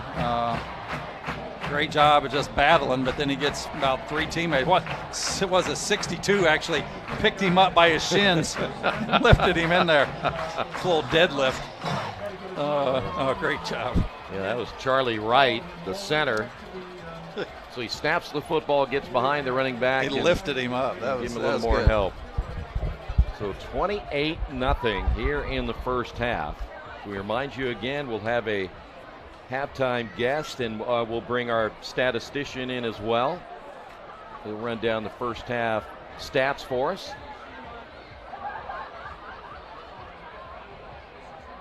Right now for the 59ers, unless they can find a way to get that offense rolling. This is, by the way, is the defense for Bishop Chatard. They're only giving up 11 points per game. They've given up double figures twice. That 49-23 win over Brebeuf at the beginning of the year, and then when they beat a good Cathedral team 24-21. Other than that, they've been tough to score against. Yeah, and that was like about a 40-hour game, wasn't it? 36. Yeah, it was. Had to finish on Saturday because of a light issue. Yeah. Look at this here. Jones on the return across the 40-45, and he'll get to the sideline. But a great return all the way to near the 39-yard line, 13 seconds remaining. Not only great positive yards, but there's no laundry on the field. And almost their best field position of the night. And they need something like that happen, see if they can maybe take a couple strikes here. But yeah, going back to Chatard and, you know, just that Cathedral game and having to finish on Saturday, and then that grueling one last week, which is always a rivalry game with Guerin Catholic, having to go overtime. Yeah. And getting that 14-7. So tribute to these guys and pounding that out for a win. So Andrean will have 13 seconds, first down. And Ballantyne will shift his running back right-left. 3 receivers to the near side. Ballantyne now wants to throw. Does so, and to the sideline right at the chain. It got drilled out of bounds. That's going to be Jimmy Finley. They call it incomplete. I believe they did. Yep. Never really saw the direct signal. On coverage there, Zach Garner. Well, too, I think that, you know, 59ers offensive line has had a bit of a trouble handling this 3-yard front. You know, they got 5 guys there. You're thinking you're going to handle that, but, you know, they're smaller, they're quicker. They've still been in a position where they've actually put some good pressure on Ballantyne to the place where he hasn't really been able to have an opportunity to get anything vertical down the field with the time. Cam Winston in the ball game now for Bishop Chatard at nose guard. Looking to roll and get rid of it. Willie Ballantyne running for his life. Time runs out. Loses the football. And nonetheless, as Bishop Chatard comes up with it, that was Frank Meyer with the loose football. And that's going to do it for the first half. It ends with a turnover by the 59ers. Wow, what a way to end the first half. And as we said a little bit ago, Bishop Chatard will get the football to begin the third quarter, but you can't say enough about the way that Jack Harrington stepped in here in the first half for the injured Aiden Ortega and has really just played extremely well. Yeah, he's had some great pocket presence, but you know what I like even more, Troy, is just the poise. Yeah. You know, it's almost as it's like, hey, I haven't been there, but actually I have. You Yeah. know, from the physical standpoint, he hasn't, but from a mindset, what have you prepared and going through reps, practice, and film? And so, you know, in a lot of ways, it can be underrated how much study and film can give you reps. Yeah. Even though they're not the physical side of it, but if you can mentally, just from an imagery standpoint, take you through those progressions and just have a sense of confidence about yourself can just play huge dividends when you're actually inserted into that position. And, of course, Daniel Shaw, he ran the football. I know he got banged up a couple of times, but not just him. Bridenstine's run the ball well. Semler's been in there.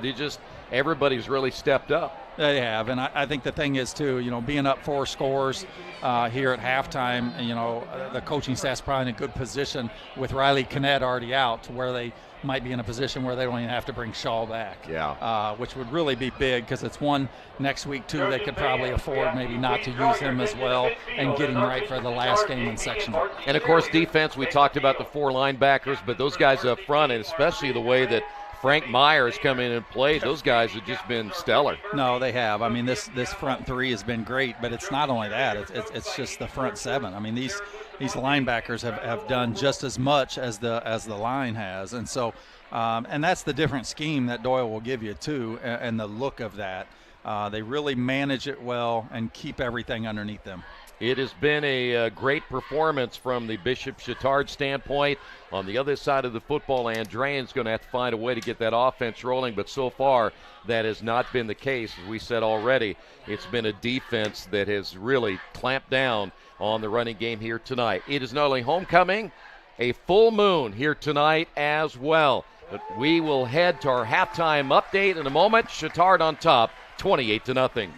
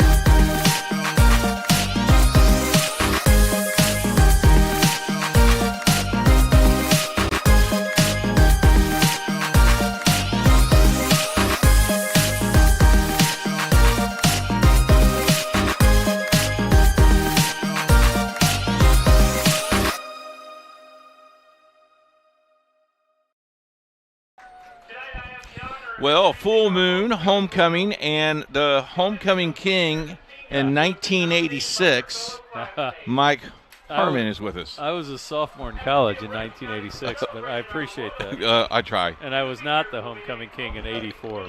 You were here, though. I was here. Who was your homecoming queen, you remember? We were busy in the halftime discussions. I'll have to think about this. Okay. It may come back to me. All right, that's great. The class of 1973 is here. 73's here and 78 are both here for reunions. 2 weeks from tonight, we are actually bringing back the first state championship team. It'll be their 40-year anniversary. That was my senior year, 1983, and then we graduated, obviously, in May of '84. But 40 years and went back-to-back. The guys that were juniors that year also won it the next year. So those were our first 2 titles. But that's 2 weeks from now. We'll talk about that. Yeah, Cincinnati. Yeah. Shortridge next week. Good first half this week for Chatard. Got some players injured, but it's the next man up, and they've proven that they can do that. Yeah, next man up. You're exactly right, and some guys have stepped in. Joe Bridenstine's got, I think, 3 touchdowns filling in for Danny Shaw. Scotty Semler's had a few carries in there, so I think Shaw's was a cramp, and then he might have tweaked his ankle. Harrington obviously continues to play for Ortega at quarterback, and we've got kind of a makeshift offensive line. But, yeah, it was good to see us get out to a quick start in the first quarter. We've been a little bit slow the last couple weeks. So. This ball club's pretty good. Andrean's not bad. I mean, they're 3-3, 2A. They got some kids banged up, but, during playoff time, they're always consistent. Oh, yeah, back-to-back state finalists. Very physical team defensively. They're coming up and making some plays. Very aggressive, very physical team. And, they play a Maryville, Valpo. I don't think they play Penn this year, but they have in the past. They don't shy away from anybody. Bigger schools, and I think it does help them in the playoffs. May not be the greatest win-loss record for them, but in the playoffs it certainly helps them. And it seems like, you're right, they maybe only play 2A schools and everybody else is 5A. Valparaiso was no loss as we talked about. Maryville's been very good year after year, so very good, consistent team. At the end of the year of fall, soccer ended. This week's sectional starts next weekend or next week. You host the boys sectional here. Talk a little bit about how good the soccer teams were. Both of them qualified to the city finals. Yes, the boys got beat in the semis by the eventual champ Cathedral. Girls got beat in the final game by Cathedral. Girls have been really good all year. They got a solid group. Boys are starting to play much better. I think Coach Carney likes their chances going into sectional. Girls will be at Speedway sectional, which also has Guerin and Brebeuf, Circle City Conference opponents in the same sectional. Cross country's got a big kind of an invite tomorrow for some elite runners. Girls golf finished up with advancing to regional. Volleyball similar to soccer. They have the city tournament late, and then they jump right into sectional. Right. Volleyball has city tournament next week with about a week and a half left in the regular season. But we will have the semifinals and finals on IndianaSRN. I think this is our 8th or 9th or 10th year doing the volleyball semifinals. Your girls should be in that semifinal ring. They are playing better, and you never know. That tournament's wide open. There's 6 teams that could always win that tournament. I'd agree. And I think Cathedral's a little bit above everybody this year, but you get in over there in a semifinal or final matchup, and anything can happen there. Cecina's girls volleyball's had a nice season. This is the battle of the Doyle brothers we got going here. Rob Doyle's older brother is an assistant coach on Andrean. Oh, I didn't know that. Well, we should have premiered it. We should have had some award for the winner. There's a little bragging rights for the Thanksgiving dinner, Doyle family dinner. Let's talk a little bit. We talked about the boys soccer team. They were practicing when we got here today. We talked to Coach a little bit about that team. He's really happy with the sectional draw that he has had, and you get to host it, which, playing you here, anybody playing you here is tough. Yeah, no, it was as good a draw as our boys could have gotten, and I think, like I said, I think he likes the way they're playing. The last probably 2.5 weeks, they've seemed to click a little bit, and 2 years ago won the first school's boys soccer sectional, and I think he's hoping to have a little magic this fall for that also. Talk a little bit about, with the winter now coming on, we just got the agreement to do some high school basketball with you. It's our 8th year doing that. Talk a little bit about the football program, and the girls have won back-to-back semi-states. They should be pretty good for the winter season. Yeah, girls basketball had lost a good class of seniors last year, but enough of the younger kids had contributed to that good postseason run they made last year with Coach Wagner's girls. Coach Roseman's boys team will be solid. Again, we lost every year. It seems like we lose a good group of seniors, but Kenny's got some good young players ready to step in, and that's always a dogfight sectional with Rebuff and Guerin and ourselves, and you always feel like whoever wins that could make a deep run, and we've seen that in the history with Guerin doing it a few times and Rebuff. A couple of years ago, Guerin went to the semi-state. So, in last year they went to the state finals. Yeah. So we'll take a break. When we come back, we've got the stats for you, Coach. Thank you so much for spending some time with us. Thanks, I know you're really, really busy. I didn't get my popcorn today. It is my day off. That's okay. I'll get some on my way out. We appreciate the coverage we've had all year from you guys. So, yeah, absolutely. We appreciate being here. Okay. We'll take a break. When we come back, halftime stats for you right here. I'm on the big stage. I got my crew. I'll get you moving. It's what I do. The party's starting. It's going down.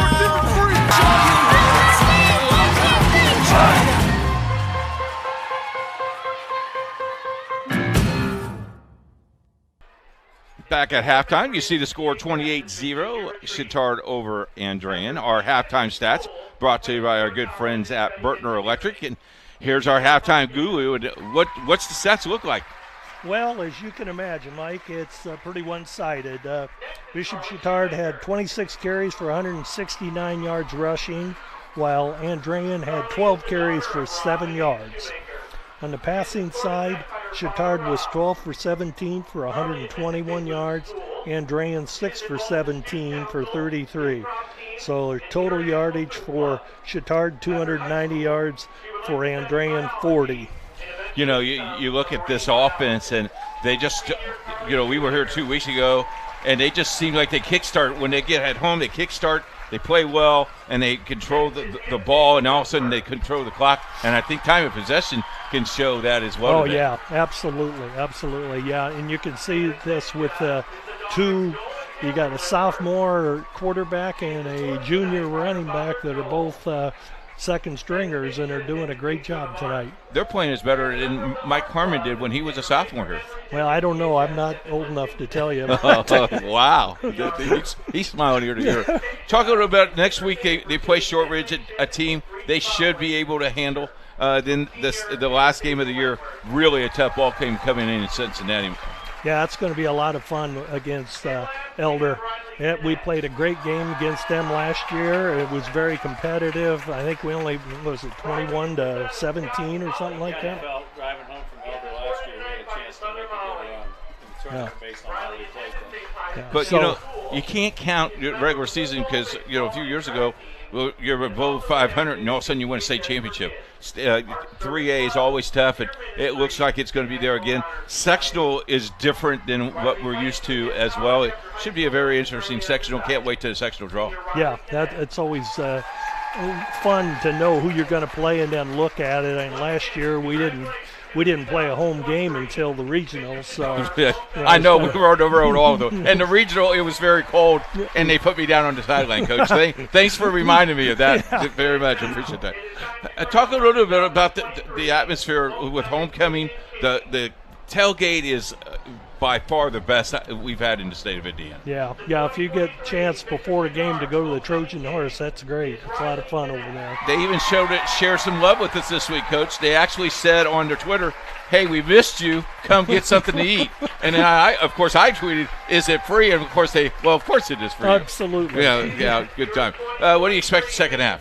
Well, it'd be nice to play a full game, but if we get the ball coming out on the kickoff and we score, then it's a running clock from then on. So we'll just have to see what happens here. You gotta like that rule, though. It's for the safety and Congratulations. Do we know who the homecoming king is? Riley Kinnett. Riley Kinnett is the king. Addison Duncan is the queen. Addison Duncan is the queen. Soccer player. And soccer player and football player. Nice cast for Kinnett, huh? He looks like he's afraid that don't even want to sit by her. There you go.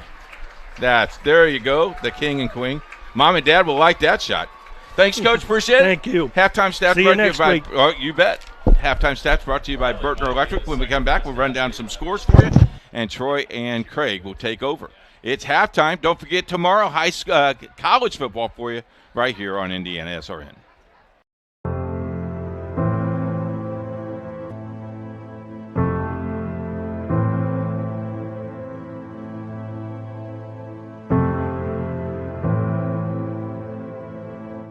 Calling officials cheaters or corrupt, it's not a game. Insulting referees, it's not a game. Threatening officials, it's not a game. Berating young umpires, learning the ropes, it's not a game. Violent language in the stands, it's not a game. Verbal abuse from the sideline, it's not a game. Screaming at a referee in the parking lot, it's not a game.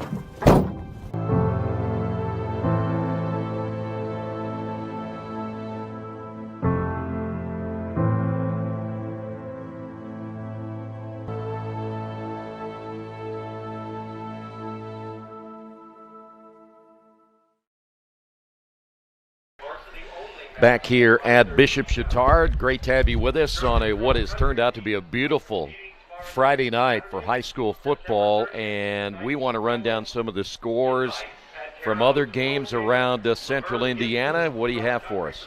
LC leading North Central 22-3. Exact same score in the Fishers Franklin Central game. Triton Central blinking Cecina 35-0. Cathedral up 28-6 over Cincinnati LaSalle. Center Grove handing it to Pike 41-7. Brownsburg 43-21 over Zionsville. Beatty in a close one 7-0 over Carmel. Lutheran 42-7 over Monrovia. Heritage Christian is now, that game's going back and forth a bit, where Heritage is up now 15-14, so a real nail biter there in the third quarter. Greenwood and Decatur Central locked at 28. Westfield up 14-7 on Avon, and LN 41-7 big on Warren after giving it up hard last week to BD. Wow. Tell you what, you look at some of those scores. I don't know it's high school football, but some of them you go, what in the world is going on? How do you get that many points in the first half? You know? Well, I think they called Michael there from the Miami Dolphins down in southern Indiana trying to figure out, hey, you guys put up 70. How'd you do that? Let's try to translate that to high school. I think they do a lot of quickness there for Miami, but those some crazy scores. And want to remind you that if you do not want to stay up late tonight, most of the time I don't, we have all those scores on our sports page tomorrow. And we'll get you updated there. And then before you know it, we'll be thinking about next week. Now, second half, the one thing if you are Bishop Chatard, number one, stay away from the injuries the rest of the way. If you can put another 7 on the board, you end up in a running clock situation, so that cuts down on the possibility of getting some injuries. But, you know, again, I got to go back to when you think about the way that you have seen their offense run tonight with Jack Harrington at the helm, and we said it before we finished the first half, just hasn't missed a beat. And we mentioned that too with Aiden Ortega, and when he stepped in for Van Vliet last year, he was. Isn't that crazy? You thought maybe there'd be a little slip, but none at all. Yeah, it's almost scripted to where it was like last year, and you know, it's one of those things where Chatard is certainly just did exactly what their program is about, establishing the run and then beating you off the passes that they can get because they've baited you well. And it's been that tonight. But and it's always been by committee. You know, might say Riley Kinnett's out tonight with an injury, but the thing that he did gain tonight is the crown for being homecoming king. He did. But yeah, I mean, Shaw's picked it up. They've had obviously some help in the areas of the running back by committee with some different guys, and done a good job there. And, of course, that offensive line has been big tonight as well. I know we talk a lot about what this Bishop Chatard defense can do, but they've opened up some big holes. Didn't really matter who was running the football. If I'm not mistaken, I think Harrington was only sacked one time. That was Elijah Jackson who got him in that second quarter. But other than that, those guys have been doing the job we've seen them do all season long. We'll take a timeout. The second half is coming up in a moment. Halftime score, Chatard 28, Andrean nothing.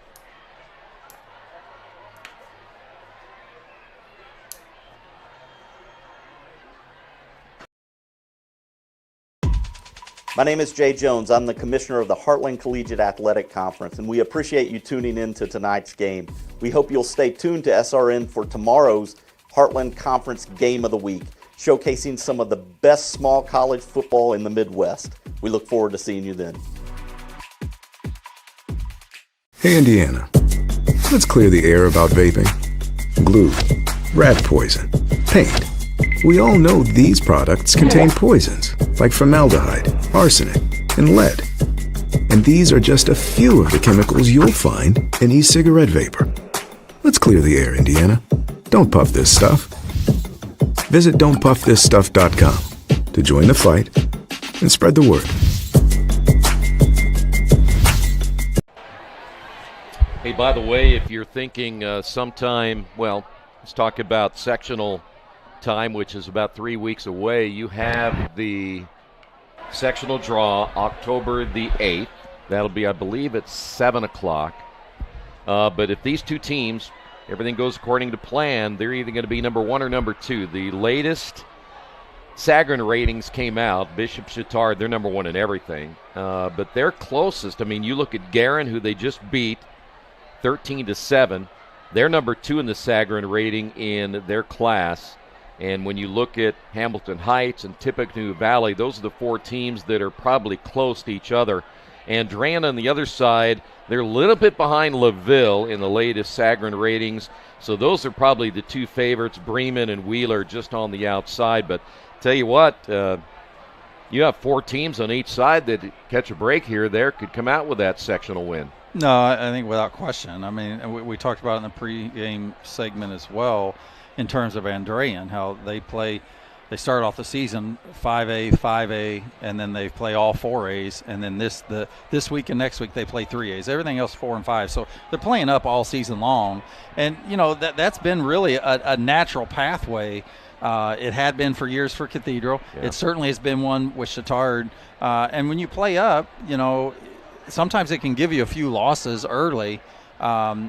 And that can be misleading when it comes to sectional time. Yeah. But then those teams handle through sectionals well because they just the battle testing that they've had through the season and playing bigger, faster, stronger programs. I always called it fool's gold. If you play teams during the regular season that aren't going to challenge you a whole lot, and you go into the tournament 9-0, does it really matter? I'd rather go in 5-4 or 4-5 and know I played a lot of good teams, and I'm certainly battle tested by the time I get to week 10. Yeah.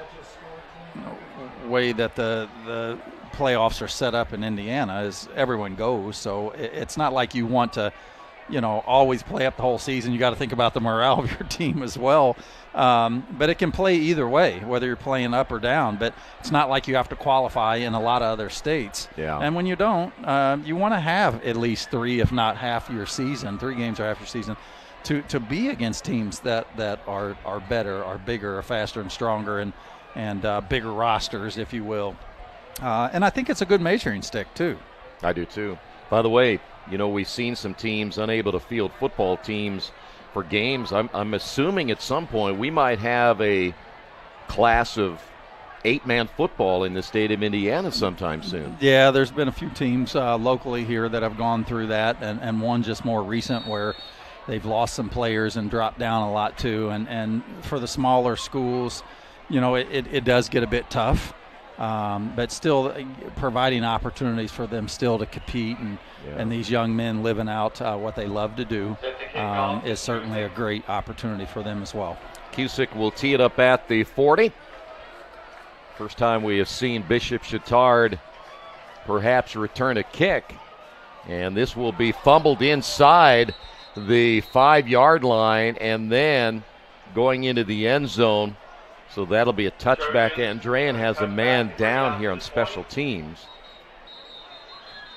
You said it earlier, with a team like Andrean who has to play so many different players, either on offense, defense, or both, and special teams, losing a player certainly can be a detriment at this stage.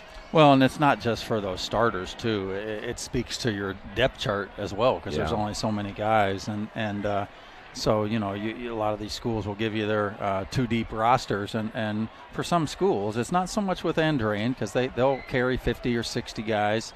I think they came with a little bit less tonight with such a long trip. But a lot of times, you know, a lot of these schools, 1 and 2As, I mean, two deep's about all they go, you know, in some ways. I mean, you're talking about some 35, 40 people on a roster. And you know, when you talk about these small schools, one of the biggest programs that comes to mind over the last 3 to 5 years has been Lutheran. I mean, I mean, I honestly feel that they would be in a position to where they would, you know, very much be in the heat of the talks of being the favorite for the 2A, and can probably really compete with a lot of 3A. And you know, they had a quarterback that they have there has started now for 3 years as a junior, still coming back for his season next year. And so I'll tell you, they've done a great job there on the south side with that program, and up big tonight on Monrovia at 42-7. And they've done a good job of actually scheduling a lot of 2 and 3A teams and beating them. Yeah, Jackson Willis, the quarterback you're referring to, what a phenomenal year he had last year, and certainly doing again this year. We had them down at the semi-state last year, and they were just phenomenal. Yeah, been something else. We see the player coming out. Looks like it's number 40. Looks like 45, Troy, which is Sergio Arezia. And he's having to get some assistance, which is never a good sign, but we certainly hope and pray that the young man doesn't have anything too extensive in terms of injury. But you just hate to see it, and certainly more so when they need assistance getting off the field. But it looks like it's left leg. You know, the other thing about special teams, there's some hard hitting going on. You got guys sprinting downfield. And yeah, the return game, I'll tell you, is always so tough. I mean, you're just coming out of full steam, and these guys, you know, having to keep leverage on their blocks or taking hits at guys running full speed, and you're, you know, stuck in the mud type of thing, and it can be tough. So the injured player is off the field, and we're ready to go. First down and 10. Bishop Chatard, first possession of the football here in the third quarter, leading at 28-0. Trying to move to 7-0 on the season, remain number 1 in all the 3A polls. They'll run the football, not much there. The handoff to Semler. And that's one of the few times that actually the 59ers have got a tackle for a loss tonight. So could be a good sign for them here to start the second half. You have Angel Torres and Elijah Jackson, Ezekiel Gray up front. Gray generally plays that nose guard position. They got those 2 quick defensive ends. Second down and 10. Fake the handoff. Harrington rolls and throws, and I'm not sure he caught the football. That was Forstall. If he did, he got it on the way down, but it's going to be third down. They will say he caught the ball, but he only got about a yard out of it. Very rare have we seen a third and long tonight for Bishop Chatard. Trips left. Harrington has Semler in the backfield. Harrington to throw. Here comes pressure.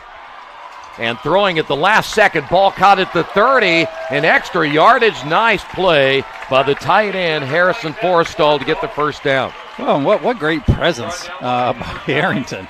You know, knowing exactly where the line was at as we get a replay here. He's getting out of the pocket and just knowing exactly where he was at on the field, where the line of scrimmage was at, and making that play on the run. And he got hit right when he threw the football. Trips near side, first down.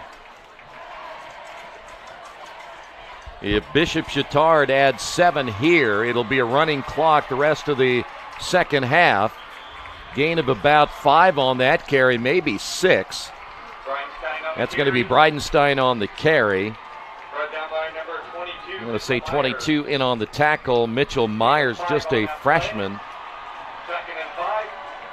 So they will say a gain of 5. Student section getting into it because I believe that Channel 8 is here tonight. Handoff again to Bridenstine. Boy, I tell you what a tough runner this kid is. First down to the 48. Yeah, you bring a great point there, Troy, which was I was getting ready to say as well. He's certainly a young man that is running with a sense of purpose, knowing that, when you get opportunities, and he's had a few this year, but when that spotlight gets a little bit bigger and the opportunity gets greater, he certainly has taken a great opportunity in it. Certainly a senior, but only 5'7" and 185 pounds, and he's certainly using all of it with his ground game. Get a look right there at the student section. First down and 10. Harrington will hand off, and gain of just a couple of that time by Bridenstine to about the 45. There for a moment, I thought maybe Keith Myers was down there. They were cheering for him. Well, we knew he parted after halftime. I was like, yeah, you're right. Maybe he didn't leave yet. Second down after a gain of a couple. 4 wideouts now in the lineup for Bishop Chatard. Here comes the blitz. Harrington rolling, has running room, and will take on the tackler and goes out of bounds close to the 40. Well, that's one what we haven't seen him do a lot tonight. You've seen him get out of the pocket, but that was a little bit more by design for him to go and actually keep that and run. Or if you're the coaching staff on the near side, do you want to say, hey, listen, just get out of bounds, will you? Take the slide. Yeah. But, yeah, obviously second-string guy that has played just a whale of a ball game tonight. Been very impressed with his pocket presence and poise at that in his first start of the season. Tight end will reset to the near side. Handoff. Semler caught from behind. He had no chance. Donsbach, the linebacker there to get the tackle. Well, and he was the one earlier on the tackle for loss as well. Came from the top side. Took a long pursuit for where he was coming from to run him down. But once again, tackle for a yard loss and bring 4th and 5. 8:08 remaining. And ticking here in the third quarter. Forrestall, the tight end to the near side. Showing blitz. Rolling will be Harrington. Now throws on the run, and I believe it's going to be caught, and it is. That'll be number 23 on the reception, which is Jack Waybright, and another first down. Yeah, and tough throw there as well. Kind of rolling left for a right-handed quarterback certainly can be, tough from one side of it, but good ball placement once again. It's about the 4th or 5th time where he's had tight windows to be able to throw to that he's done a good job of putting it where it needed to be.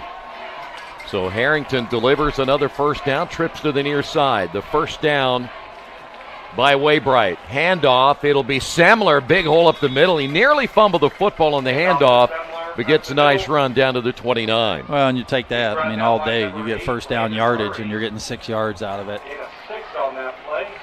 Chews clock and keeps the ball on in your possession, and short second and manageable here. 59ers bring a big lineup in now at 5'11", 305. Chris Marlowe try to help stop that run up the middle. Here's Semler again, breaking tackles inside the 25, brought down near the 23. Yeah, it just makes you wonder, Troy. How many of these guys do they have on the sideline that we might not know?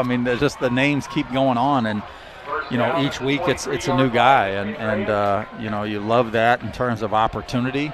But injuries are part of the game, and you got to stay ready. And Chatard has clearly shown that they got guys that can produce. Bridenstine is back in. They'll throw out in the flat. Waybright the catch. 20 cut back. 10, 5, touchdown. Great run after the catch by number 23, Jack Waybright. Well, I'll tell you, the young fella put the foot in the carpet, didn't he? Yeah. Great job there of just a good little plant. And jump cut this back in to take this to the house. Boy, I'll tell you what, I can't say it enough, the way Harrington is playing tonight, just amazing. Well, we talked about, hey, you don't have to do all the special things to win the game. Just go out and manage it and do the things necessary not to lose the game. And he's managed it well tonight. But even beyond that, he's just shown great upside in what they have. Extra point was no good. Extra point is no good. So we're going to stay at 34-0 here in the third.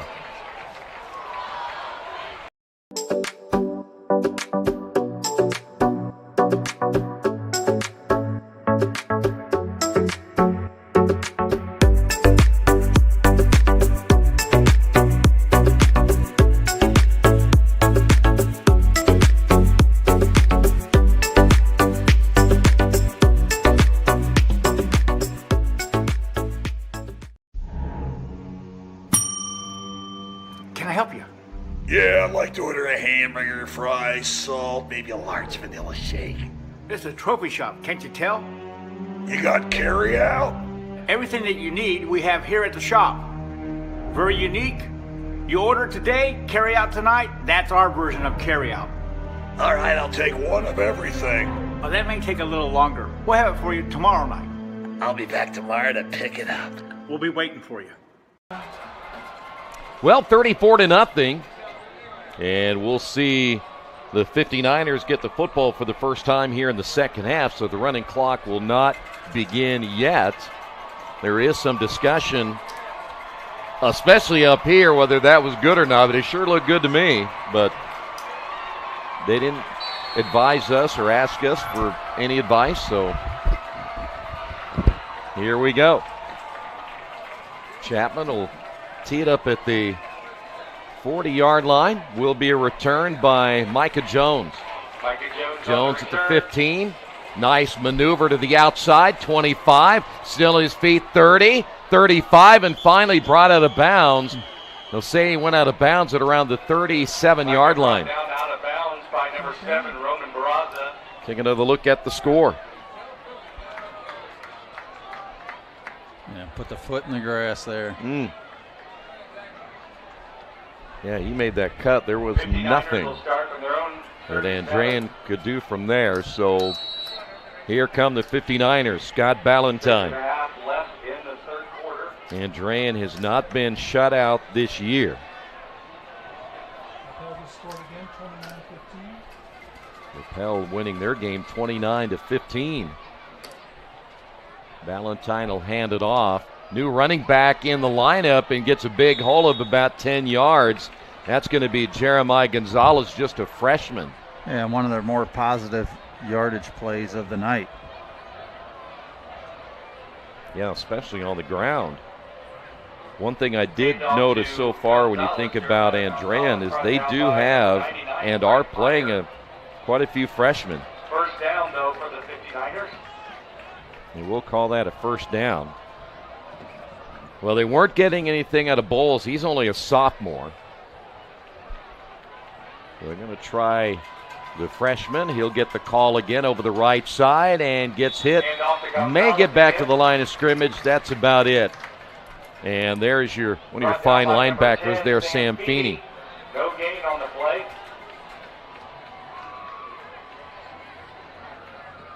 Well, you know what? It would certainly for the 59ers, you mentioned all the players they lost from that team a year ago. But if they could establish a solid running game, it's awful hard to win games when you're averaging less than 50 a game. Got to be able to run the football. Second down and 10. Handoff again, right side. That'll be Gonzalez. Cross midfield, close to the 49. Down by number 22, Declan Hotsteller. Gain of 3 for Gonzalez. Changes here for Bishop Chatard, as in the lineup now will be Cam Winston. We're going to see a lot of different faces in the lineup relatively soon. I see Frank Meyer back in. We talked about the first half he had. Third down and 7. Ballantyne will reset his tight end to the right. Ballantyne to Gonzalez, right side again, takes a hit, driven back. May get a yard or two out of it. Coming out of the bottom of that pile there for Bishop Chatard was Hostetler once again.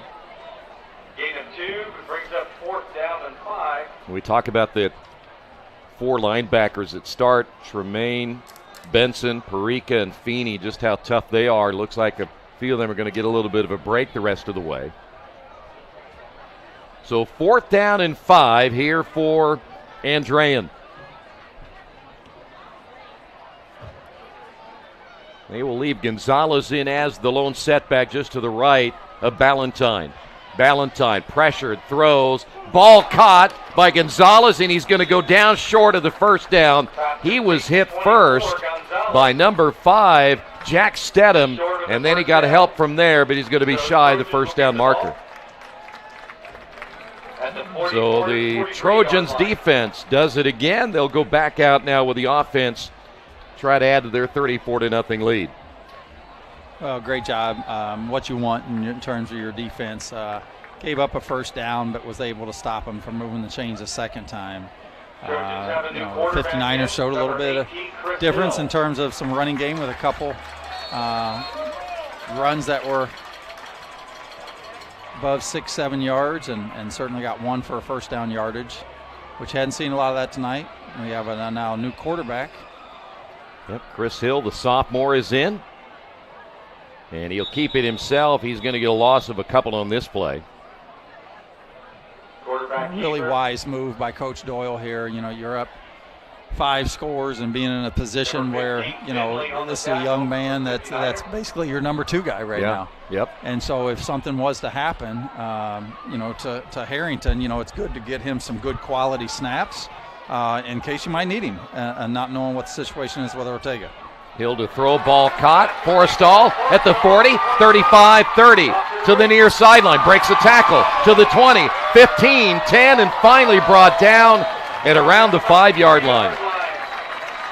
A good little check down by Hill. And then what a great job after the catch. Breaking a couple tackles there. And also take another look at it. By the way, all the starting offensive linemen are out as well.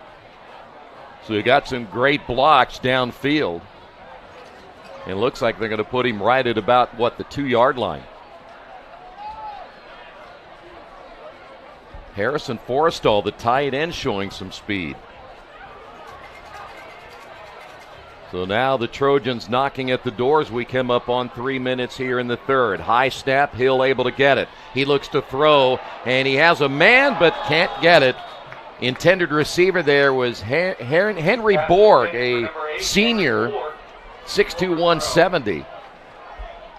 Well, as we mentioned, Hill, a sophomore, just like Harrington, so good to be able to have these guys not only get the reps, but knowing that you have them for 2 more years.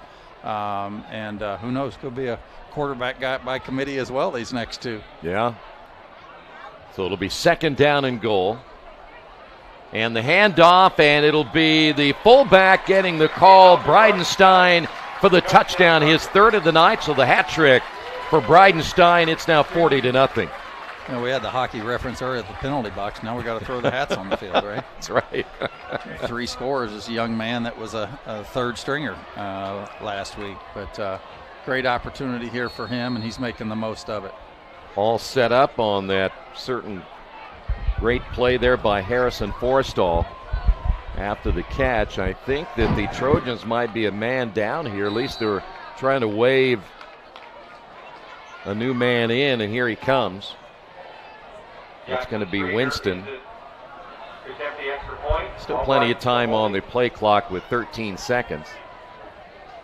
And now the running clock will begin here for the rest of this one. I think that the extra point this time is good, and a little bit of a sarcastic cheer from the crowd. 2:01 to go here in the third, 41-0.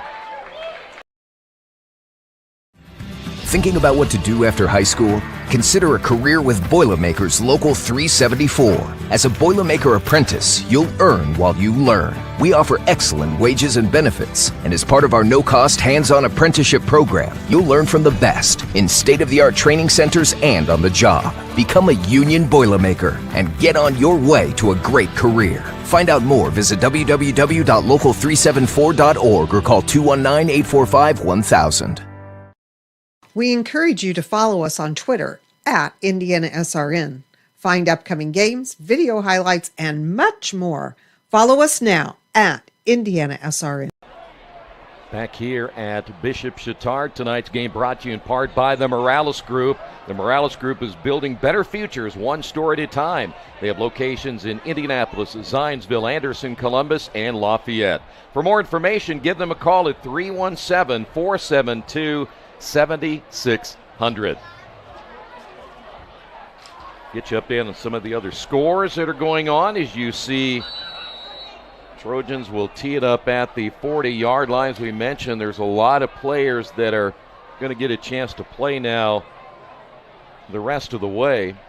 The entire offensive line is out. We mentioned that the quarterback is out. Starting running backs are out. That'll be a touchback there for Andrean. He'll take over at the 20-yard line. I don't think there's any changes here yet for the 59ers. As we mentioned, with the 35-point rule in effect, and it's been that way for the last couple of years, they'll run the clock. Oh, that was a shot at Ron Colley there, wasn't it? 43-0, made sure they announced that score. I like that. It makes a good rivalry, doesn't it? So here we go, 1st and 10.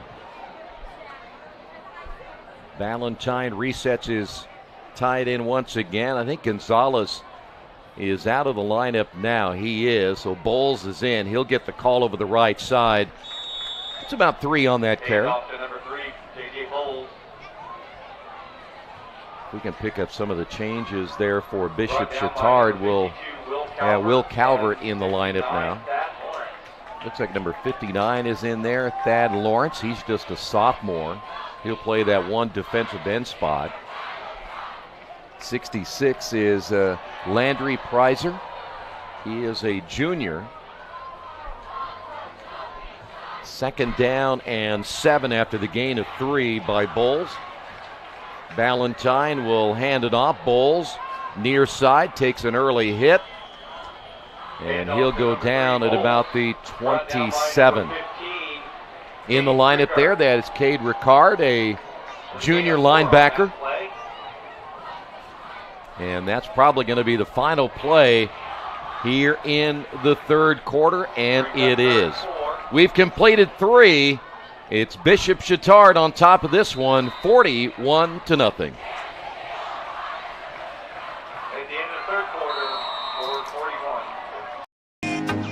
Can't get to a computer? Then we've got you covered. Just go to the IndianaSRN app and stay up to date with all of your favorite teams. You can watch live coverage or relive the experience with our on-demand service.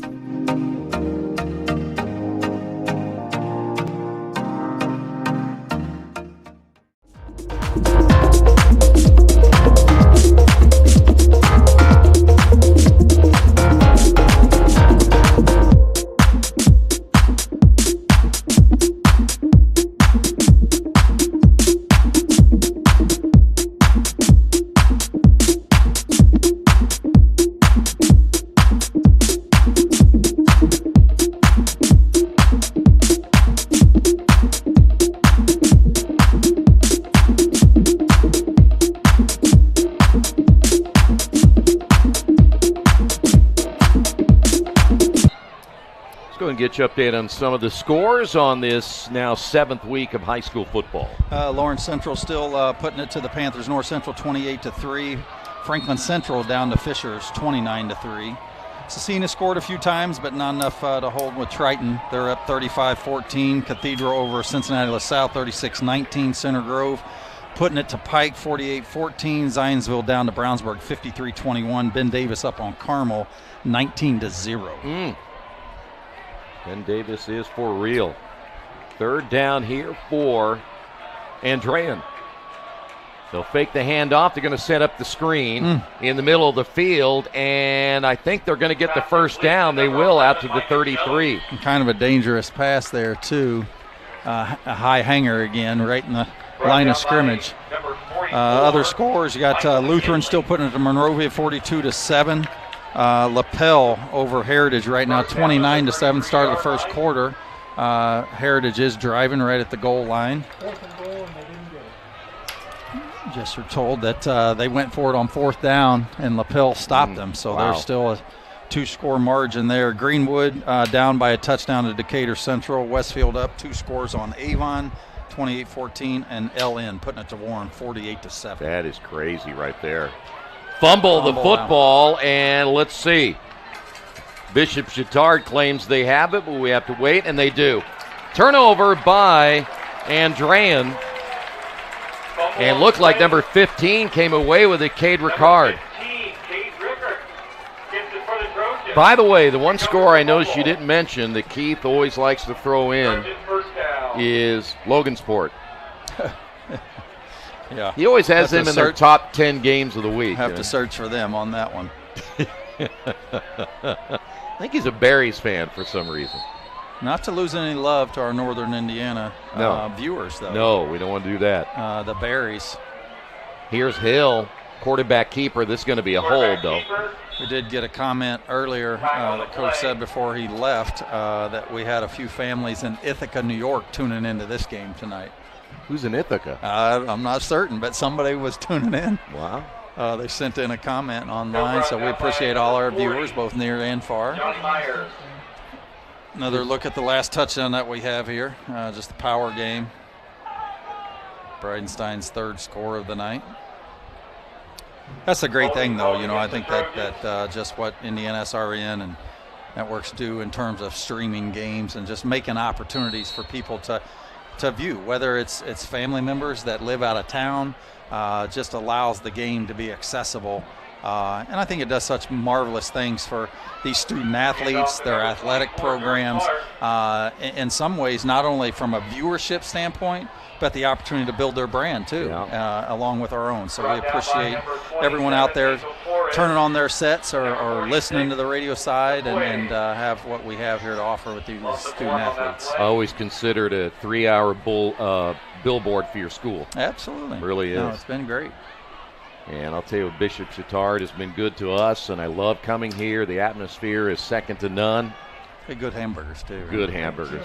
Yeah, the tailgate is second to none, too. They just do a great job.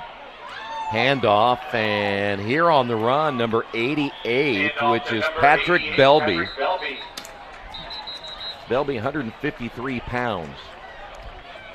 When's the last time you were 153? Yeah, I'll tell you, we had a position where you last week called the Heritage Covenant game right here with SRN, and they have a freshman running back that came in, and he was 140 pounds. Really? But I'll tell you, you would never guess it was a freshman, and his last name's Halen, I believe, but runs like he's 185. Wow. Just relentless, strong runner, and did a great job coming in. That was a great game as well. Well, it reminds me of Riley Kinnett. He's only 170, but he runs like he's about 220. Hill to throw. Here they come, and he's going to go down. They were coming after him there.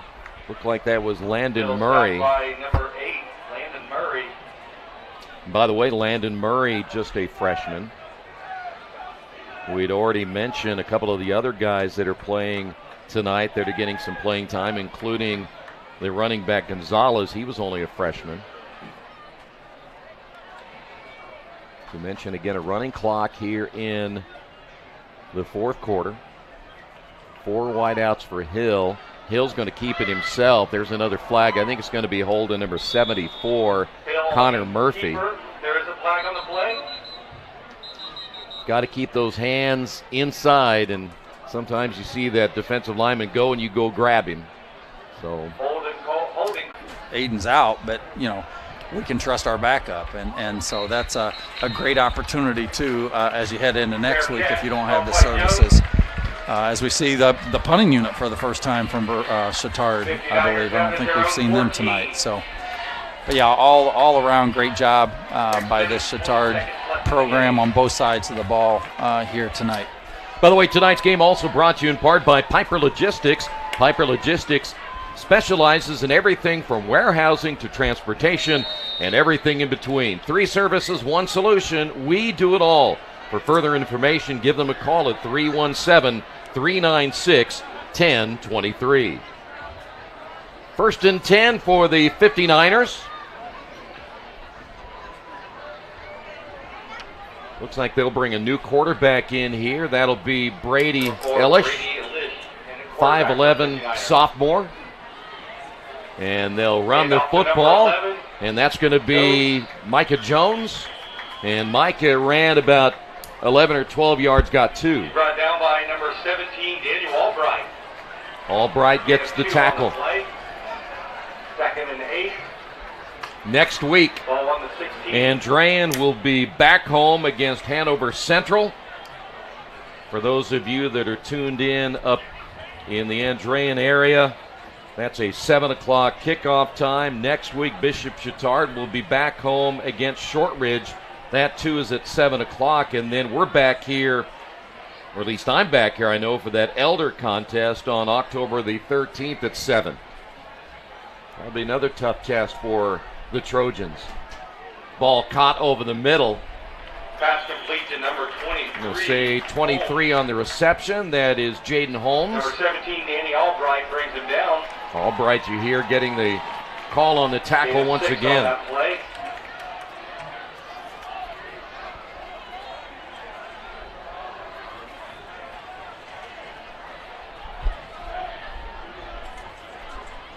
For Rob Doyle, he'll win his 70th game in 7 years. And if my math is correct, how many wins is that a year? 10. 10. Trips to the near side. Andrean sets up the screen. Caught by Jones. He'll get the first down. Out to around the 33. First down. You're doing something right when you win 10 games a year, like you said earlier. Yeah, you're high school football, and regardless what your postseason is, now, I mean, chances are you're getting 10 wins. You're probably getting at least 2 or 3 wins in the postseason. Only playing 9 during the regular season. But still, it's what a great job that he continues to do. And really, this is a program that doesn't really have to do too much rebuilding year to year. Over the last 20, 30 years, it's just more of a reload. Yeah. You mentioned all those state championships, and they could very well add another one this year. Fumbled out of bounds. We talked earlier too, Troy, about Coach Skinner and losing 22 to graduation last year, which is about a third of his roster, and one marquee player in Drake Bowen, who went to Notre Dame. But let's not lose sight of the state championship team that Doyle had. From last year with Chatard, they lost an abundance on offense. Yeah. I mean, you're losing your running back, you're using a quarterback, you're losing your 2 receivers, you lost 2 linebackers and a safety. They lost quite a bit of starters last year. I think it was 8 or 9 out of the 22. And so to be back doing what they're doing this year, again, is a perfect example of his coaching staff and their ability to reload. Quarterback gets away, throws downfield, overthrows his intended receiver, Micah Jones. For number 11, Jones. Good effort, though, by the quarterback, Ellish, to get out of trouble there. I want to remind you again, we have college football tomorrow. The HCAC right here on IndianaSRN and HCAC.tv. There's one of them right there. We'll have the Bluffton-Franklin matchup. Bluffton looking for their 2nd win of the year. Franklin looking for their 1st. 3rd down and 12. We're under 2 minutes remaining in this one. Swing pass far side. Ball caught 30 and then dropped after a gain of about 4. There you see Rose, Hallman, and Anderson. That is a 2 o'clock start time. That'll be a tough one there for the Ravens on the road. And Rose-Hulman playing so well at home.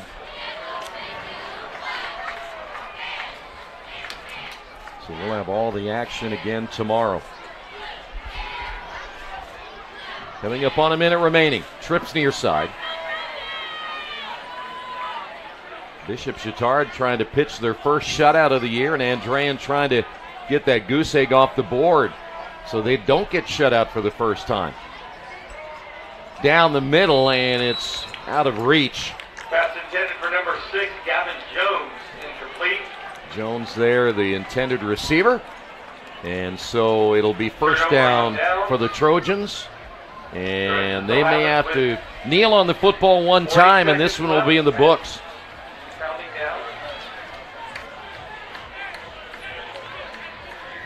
Great performance, as we mentioned tonight. Only that defense, the way they played, but mentioned Jack Harrington once again. Daniel Shaw had a huge game.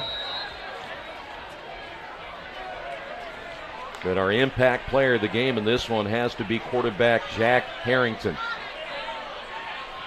This will do it right here. One last play of this one. Nice run inside the 30. Hand off to number 37. And that's going to do it. That will be the end of the game. So now Bishop Chatard undoubtedly will be number one in all the polls again next week as they prepare for their final 2 games.